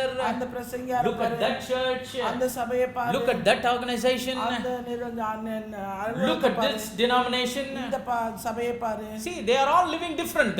அவங்க எல்லாம் வித்தியாசப்பட்ட What you are thinking, it is impossible. ஆனா நீ என்ன சிந்திக்கிற அதுதான் But if முக்கியம். that desire is given by God, ஆனா அந்த சிந்திக்கிற உனக்குள்ள இருக்கிற அந்த வாஞ்சை ஆண்டவராலே we கொடுக்கப்பட்டது. will overcome all the odds and all the challenges. நான் அந்த வாஞ்சைக்கு எதிராய் வரக்கூடிய எல்லா சவாலையும் தடையும் நாம் கடந்து போக முடியும். Praise the name of the living God. God given desires, number 1, will be consistent. தேவன் கொடுத்த வாஞ்சை முதலாவது நிலைத்த தன்மை Number உடையது. 2, it will never change. அது ஒரு காலம் மாறாது. இரண்டாவது, Number 3, it will have no element of doubt. அதுல எந்த ஒரு சந்தேகம் இராது. மூன்று, Number 4, God given desires will agree with the word of God. தேவன் கொடுக்கிற அந்த வாஞ்சை எப்போதும் தேவனுடைய வார்த்தையோடு ஒத்துப்போகும். God given desires will not be outside of God's word or be against the word of God. தேவனுடைய கொடுக்கிற வாஞ்சையானது தேவனுடைய வார்த்தைக்கு வெளியவோ தேவனுடைய வார்த்தையில இல்லாததே கொடுக்க மாட்டார். Whatever ideas or concepts you have in your life, that desire must rightfully, totally agree with what God says.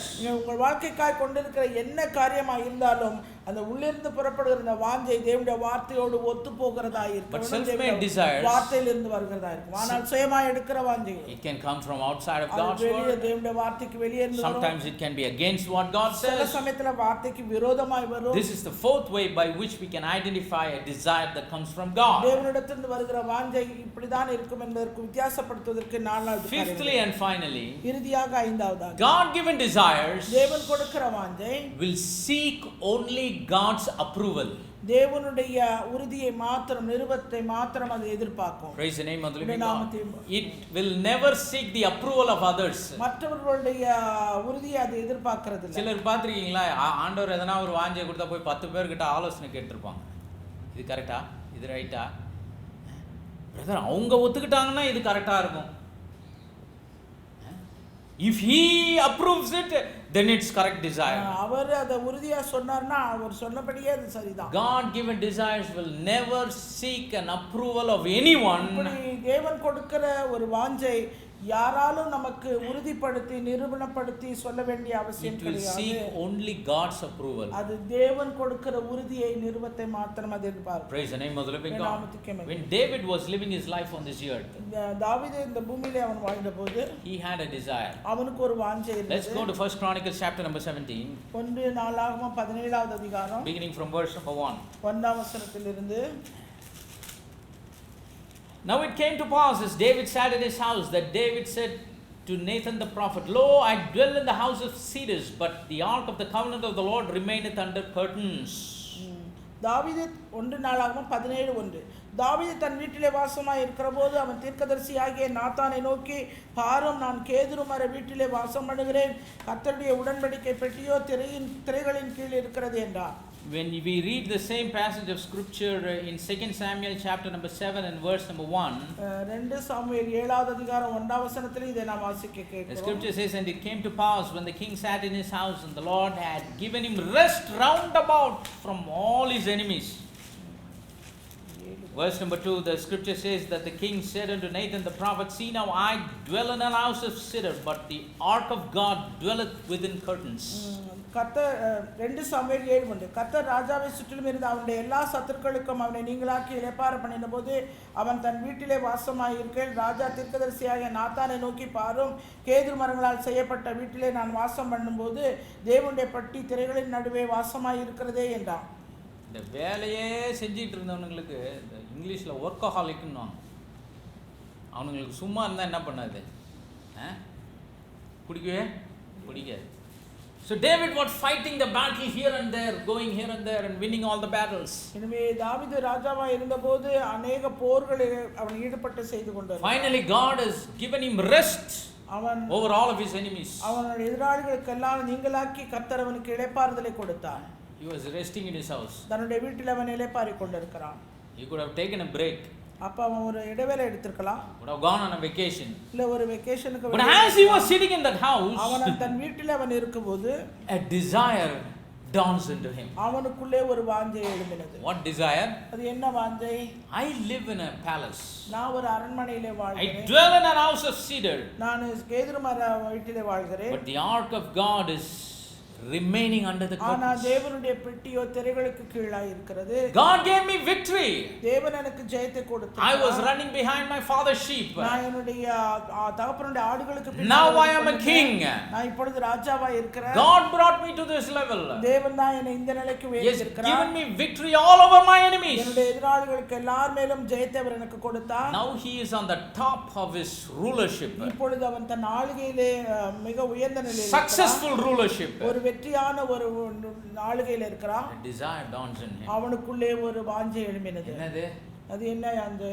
நான் என்ன பண்றேன்? கேதுரு மரங்களால் செய்யப்பட்ட வீடு. நான் பெரிய பேலஸ்ல இருக்கேன். ஆனா ஆண்டவருடைய பெட்டி எங்க இருக்கு? திரைகளின் நடுவே. இப்போ என்ன பண்ணணும்? என் பேலஸோட சூப்பர் ஆண்டவருக்கு என்ன பண்ணணும்? The desire dawns in him. அவனுக்குள்ளே ஒரு வாஞ்சை இப்படிப்பட்ட வாஞ்சை எழும்பினது. Then Nathan said unto David, let's go to 1 Chronicles 17. 1 நாளாகமம் 17வது அதிகாரம். 1 Chronicles 17 verse number 2. 2ஆம் வசனம். Then the prophet comes to David there. அப்பொழுது நாத்தான் தாவீதை நோக்கி, Do all that is in thine heart, for God is with thee. அப்பொழுது Nathan தாவீதை நோக்கி உம்முடைய இருதயத்தில் இருக்கிறதை எல்லாம் செய்யும் தேவன் உம்மோடு இருக்கிறார் என்றார். See, even though David is a king, தாவீது ராஜாவா இருந்தபோது he cannot do anything he wants. அவன் விரும்புகிறபடி எதுவும் செய்ய முடியாது. He has to do according to God's leading, God's approval. தேவனுடைய வழிநடத்தலின்படி தேவன் அவனுக்கு செய் என்று உறுதின பண்ண. That's why he has to confirm every little decision with the prophets that lived at his time. அந்த காலத்திலே வாழ்ந்த தீர்க்கதரிசிகளோடு தான் எடுக்கிற சிறு காரியங்களை கூட அவர்களோடு அவன் பேசி உறுதி பண்ண பின்பு அவன் செய்ய ஆரம்பிக்கிறான். So here the prophet comes and confirms it. God is with you. It is a God given desire. Do all that is in thine heart. Nathan தீர்க்கதரிசி தாவீதிடத்தில் வந்து சொல்கிறார், உன் இருதயத்தில் இருக்கிறபடியெல்லாம் நீ செய்ய, தேவன் உன்னோடு கூட இருக்கிறார் என்று. Verse number 3, and it came to pass the same night that the word of the Lord came to Nathan saying, அன்று ராத்திரியிலே தேவனுடைய வார்த்தை நாத்தானுக்கு உண்டாகி அவர், no, God wants to speak to his servant David through the prophet Nathan. தீர்க்கதரிசியாகிய Nathan மூலமாய் தாவீதோடு பேச தேவன் விரும்புகிறார். He said, go and tell David my servant, thus saith the Lord, thou shalt not build me an house to dwell in.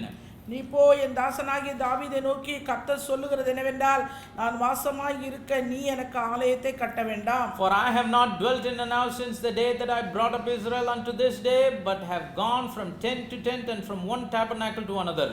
நான் இஸ்ரவேலை வரப்பண்ணின நாள் முதற்கொண்டு இந்நாள் வரைக்கும் நான் ஒரு ஆலயத்திலே வாசம் பண்ணாமல் ஒரு கூடாரத்திலிருந்து மறு கூடாரத்துக்கும் ஒரு வாசஸ்தலத்திலிருந்து மறு வாசஸ்தலத்துக்கும் போனேன். Verse number 6, wheresoever I have walked with all Israel, spake I a word to any of the judges of Israel whom I commanded to feed my people, saying, why have ye not built me an house of cedar?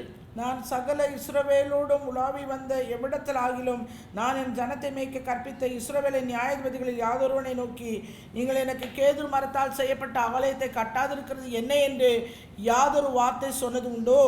Verse number 7, now therefore thus shalt thou say unto my servant David, thus saith the Lord of hosts, I took thee from the sheepcote, even from following the sheep, that thou shouldest be ruler over my people Israel. இப்போது நீ என் தாசனாகிய தாவீதை நோக்கி சேனைகளின் கர்த்தர் சொல்லுகிறது என்னவென்றால், நீ என் ஜனமாகிய இஸ்ரவேலின் மேல் அதிபதியாய் இருக்கும்படி ஆடுகளின் பின்னே நடந்த உன்னை ஆட்டு மந்தையை விட்டு எடுத்து. Verse 8, and I have been with thee whithersoever thou hast walked, and have cut off all thine enemies from before thee, and have made thee a name like the name of the great men that are in the earth. நீ போன இடமெல்லாம் உன்னோட இருந்து உன் சத்துருக்களை எல்லாம் உனக்கு முன்பாக நிர்மூலமாக்கி பூமியில் இருக்கிற பெரியோர்களின் நாமத்துக்கு ஒத்த நாமத்தை உனக்கு உண்டாக்கினேன். Verse number 9, also I will ordain a place for my people Israel, and I will plant them, and they shall dwell in their place, and shall be moved no more, neither shall the children of wickedness waste them any more as at the beginning.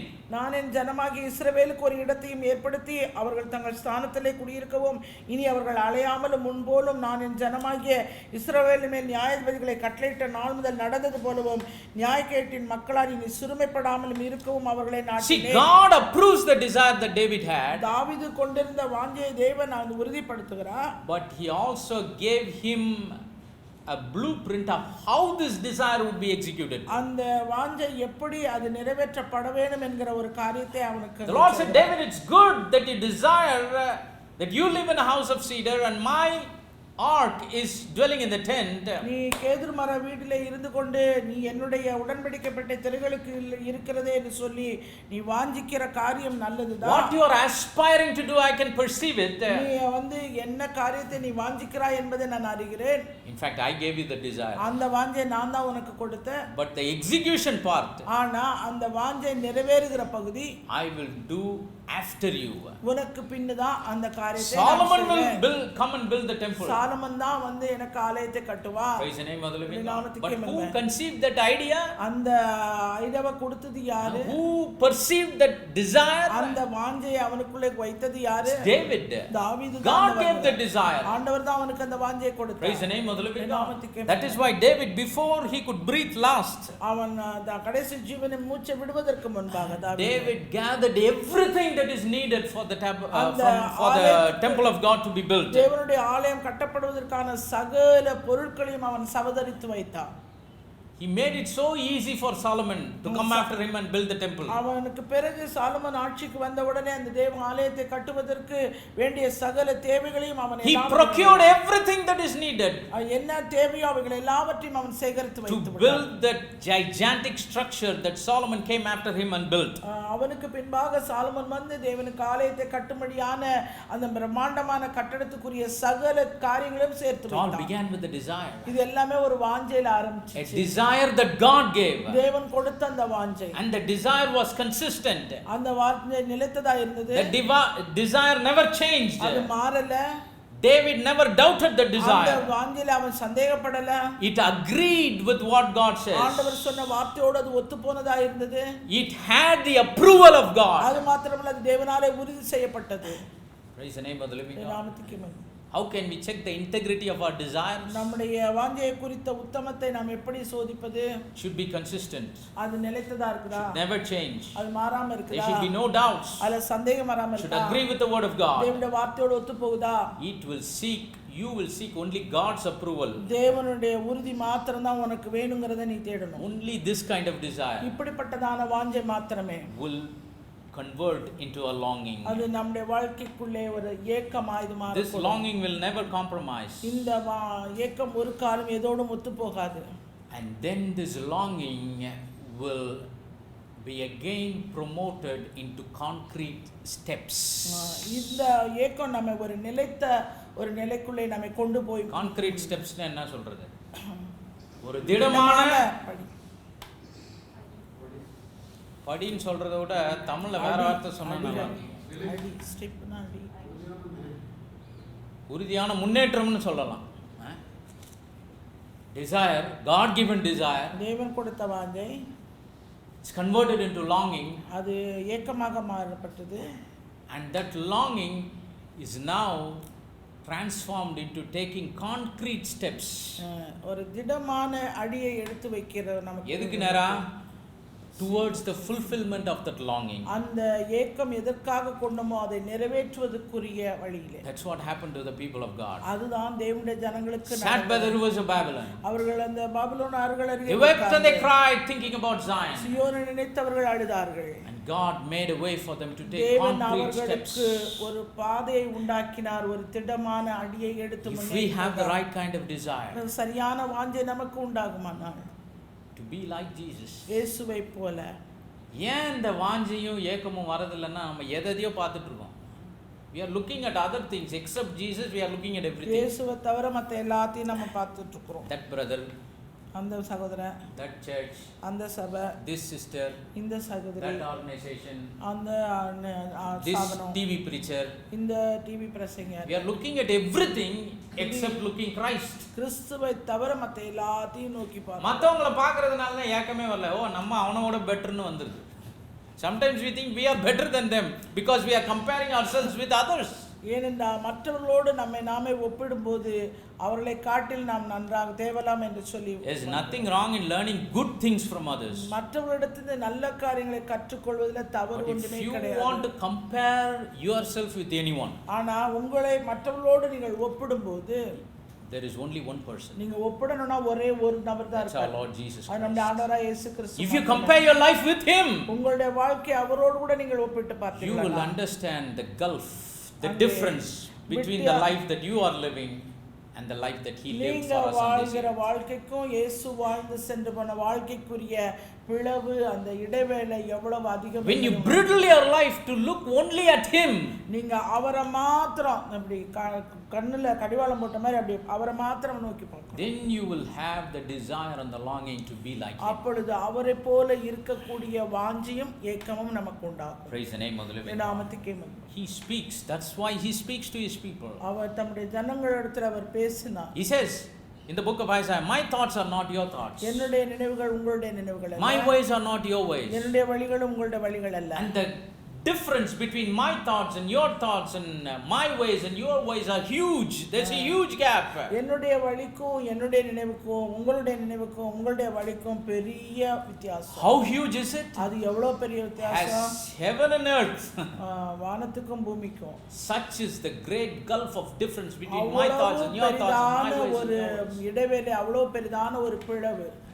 How can our thoughts can be brought up to match God's thoughts? நம்முடைய நினைவுகள் தேவனுடைய நினைவுகளோடு How can our ways be brought back to match நம்முடைய God's வழிகள் ways? தேவனுடைய வழிகளோடு இசைந்து போக எப்படி இருக்க Then வேண்டும்? the prophet writes in the book of Isaiah, ஏசாயா தீர்க்கதரிசன புத்தகத்திலே ஏசாயா எழுதுகிறார், as the rain comes from heaven, அப்படி வானத்திலிருந்து மழை, as the dew drop comes from heaven, மாறி விளைந்த மழையும் வானத்திலிருந்து இறங்கி to fertile the ground, to give bread to the sower, bread to the eater and seed to the sower. அது நிலத்துக்கு அது விளையும்படி செய்து விதைக்கிறவனுக்கு விதையும் புசிக்கிறவனுக்கு ஆகாரத்தையும் கொடுக்கிறது எப்படியோ, so shall my words அப்படியே என் வசனமும் இருக்கும். proceed out of the mouth of God. தேவனுடைய வாயிலிருந்து புறப்படுகிற வசனமும் இருக்கும். Be like in your life. அதுவே உங்களுடைய வாழ்க்கையாக It will இருக்கட்டும். bring your thoughts to God's thoughts. எனவே உங்களுடைய சிந்தனை உங்களுடைய நினைவுகள் தேவனுடைய சிந்தனைக்கு நினைவுக்கு It will சமமாக bring இருக்கும். God's ways to your ways. அது உங்களுடைய வழிகள் தேவனுடைய வழிக்கு சமமாக கொண்டு வரட்டும். Praise the name of the living God. நாமத்துக்கே மகிமை.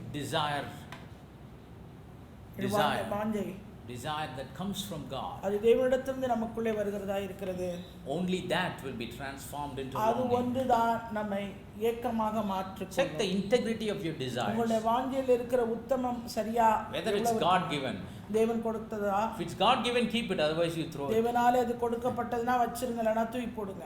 If you keep God given desire, it would be transformed into a longing. தேவன் கொடுக்கப்பட்ட வாஞ்சை உங்களுக்குள்ளே நீங்கள் வைத்திருந்தீங்கன்னா அது உங்களை ஏக்கத்துக்கு நேராய் வழிநடத்தும். And the longing will be transformed into concrete steps. அந்த ஏக்கம் உங்களை திடமான அடியெடுத்து முன்னேற்றி வச்சு. Without a genuine desire for God. தேவனுக்காக ஒரு உண்மையான வாஞ்சை இல்லாத பட்சத்தில். That's the problem with the church of the living God today. ஜீவனுள்ள தேவனுடைய சபையில இன்றைக்கு இருக்கிற பெரிய பிரச்சனை அதுதான். We have all things நமக்கு எல்லாம் உண்டாயிருக்கிறது that the early church didn't have. அந்த ஆதி சபைக்கு இல்லாத காரியங்கள் எல்லாம் உண்டு. Material things and material conveniences. பொருளாதார காரியங்கள் எல்லா காரியங்களும். But what's lacking that the early church had is the desire for God. ஆரம்ப சபையில இருந்த காரியம் நம்ம இப்ப இருக்கிற சபையில இல்ல. அது என்ன? Longing, hunger and thirst. ஆண்டவருக்காய் கொண்டிருக்கிற வாஞ்சை, ஏக்கம், தாகம், பசி.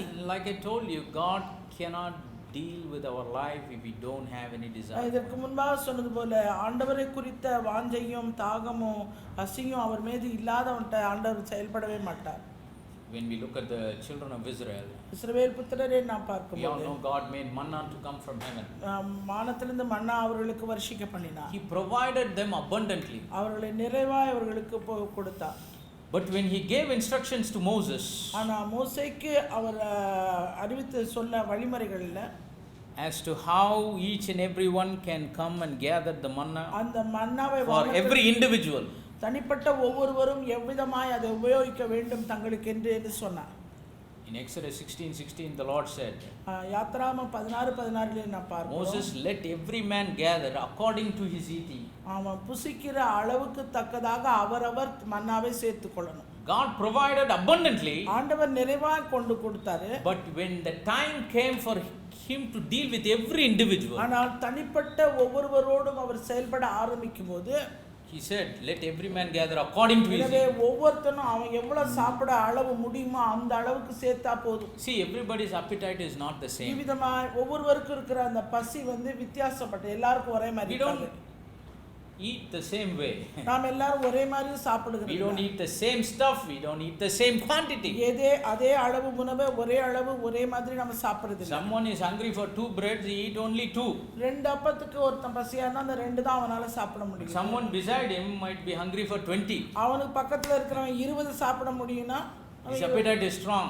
அவனுடைய பசி So அதிகமா God இருக்கு. says, if you are hungry for 2, I can provide only 2. உனக்கு நீ ரெண்டுக்கு தான் பசியா இருக்கிறனா அந்த ரெண்டு அப்பத்தை தான் உனக்கு நான் கொடுக்க முடியும். But you have a deep hunger for 20, 25, that also I am ready. இல்ல நீ ரொம்ப பசி ஆழமா எனக்கு 20, 25 சாப்பிட என்னால முடியும் அப்படினா அதையும் என்னால கொடுக்க முடியும். As it is in the natural, so also it is in the இயற்கையில spiritual. எப்படியோ அது போல தான் ஆவிக்குரிய ரீதியாகும். ஆண்டவர் எப்படி இயற்கையில இஸ்ரவேல் ஜனங்களோட டீல் பண்ணாரோ அப்படிதான் ஆவிக்குரிய நிலையில நம்மளோடையும் டீல் பண்ணுவார். We all have spiritual appetite. நமக்கு எல்லாருக்கும் ஒரு ஆவிக்குரிய பசி உண்டு. Make sure it is strong. அது பலமாய் இருக்கிறதா என்று பார்த்துக்கொள்ளுங்க. Do you know what brings a lack in our appetite? நம்முடைய வாழ்க்கையில பசியை எது குறைத்து கொண்டு வருது தெரியுமா? Sickness. வியாதி. That's why one of the general questions that every doctor have when any patient walks in, Do you have appetite? டாக்டர்கிட்ட போகிற எந்த பேஷண்ட்டை பார்த்தாலும் ஆண்டவர் கேட்பாரு ஆண்டவர்ல. உங்களுக்கு சாரி அதை டாக்டர் கேட்பாரு பேஷண்ட்டை மருத்துவர்கள். பார்த்து உங்களுக்கு பசி இருக்குதா, பசி ஏன்? இருக்குதா.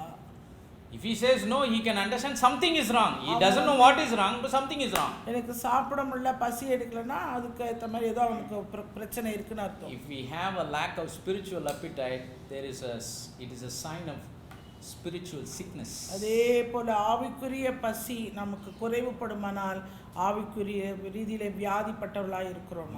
We need healing. நமக்கு சுகம் அவசியம். Not only healing in our body, but நம்முடைய also healing in our சரீரத்துக்கு soul. மாத்திரமல்ல நம்முடைய ஆத்மாவுக்கும் சுகம் அவசியம். Praise the name of the living God. நாமத்துக்கே Because as much deep our hunger is for God and our spiritual, only that much He can satisfy us. ஆவிக்குரிய ரீதியிலே எவ்வளவு அளவு நம் தேவனுக்காய் வாஞ்சையும் ஆசையும் ஏக்கமும் இருக்குமோ அந்த அளவுக்கு தான் ஆண்டவர் நம்மை திருப்திப்படுத்துவார். Matthew 5, Jesus said, "Blessed are those that hunger and thirst after righteousness; they shall be filled." நீதி மேல் பசிதாகம் உள்ளவர்கள் பாக்கியவான்கள், அவர்கள் திருப்தி. அவங்களை யாருன்னு சொல்றாரு? நம்ம ஊரில் ஒருத்தன் பசியாக இருக்கானா அவன் பாவம் ஒன்றுன்னு சொல்லிடுவோம். சொல்லுவோமா மாட்டோமா? பாவம் சாப்பாடு இல்லை போல இது, பசியாக இருக்கிறான் பையன். If somebody is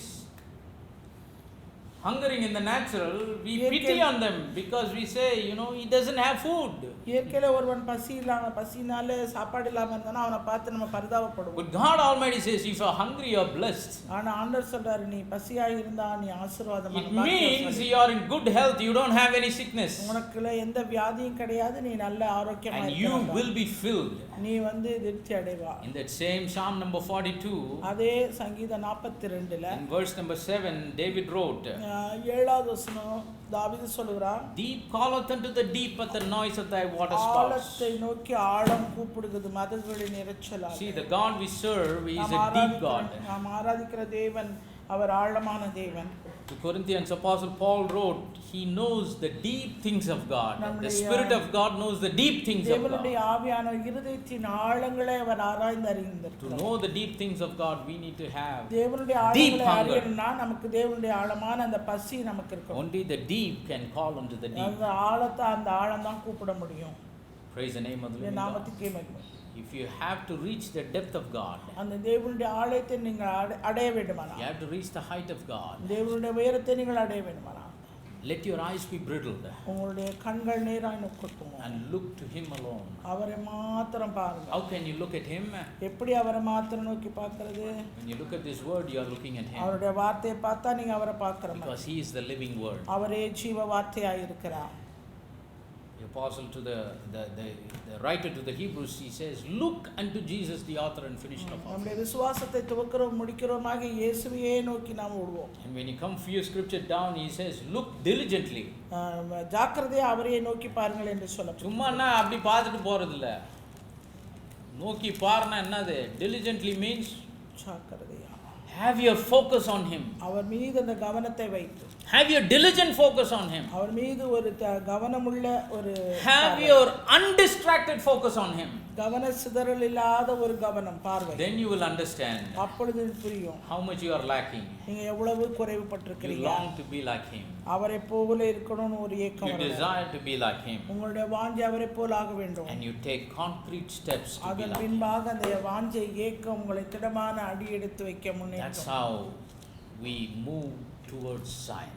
நாம் அவிதமாய் சியோனுக்கு நகர்ந்து முன்னேறி செல்ல. The Lord says, "Deliver yourself, O Zion." ஓ சியோனே, நீயே உன்னை விடுவித்துக்கொள். Before we can be delivered, we need a longing. எனவே அதை விடுவிக்கிறதுக்கு முன்பாக அதை குறித்த ஒரு வாஞ்சை நமக்கு உண்டாகும். Begins with the God-given desire. தேவன் கொடுக்கிற வாஞ்சை நமக்குள்ள இருக்க வேண்டும். If we are called and chosen of God, நாம் தேவனாலே அழைக்கப்பட்டு தெரிந்து கொள்ளப்பட்டவர்களாக, sealed by His Spirit, அவருடைய ஆவியினாலே we will முத்திரிக்கப்பட்டவர்களாக, have no other desire but to be like Him. ஜனங்களுக்கு வேறு ஒரு வாஞ்சையே இருக்காது, அவரை குறித்த வாஞ்சை மாத்திரமே இருக்கும். March towards Zion. சியோனை நோக்கி கடந்து போக முடியும். Once that longing is there, அங்கே ஒரு முறை அந்த ஏக்கம் இருந்ததானா, we will put concrete steps to get back to where we were once in Him from before the foundations of the உலக world. தோற்றத்துக்கு முன்பாக நாம் அவருக்குள்ளே நாம் எங்கே இருந்தோமோ அந்த இடத்தை அடைவதற்கு நாம் அடியெடுத்து நடந்து கடந்து போவோம். God bless you all in Jesus' name. தேவன் தாமே உங்களை யாவரையும் ஆசீர்வதிப்பாராக. Let us all stand. நாம் யாவரும் எழுந்திருப்போம்.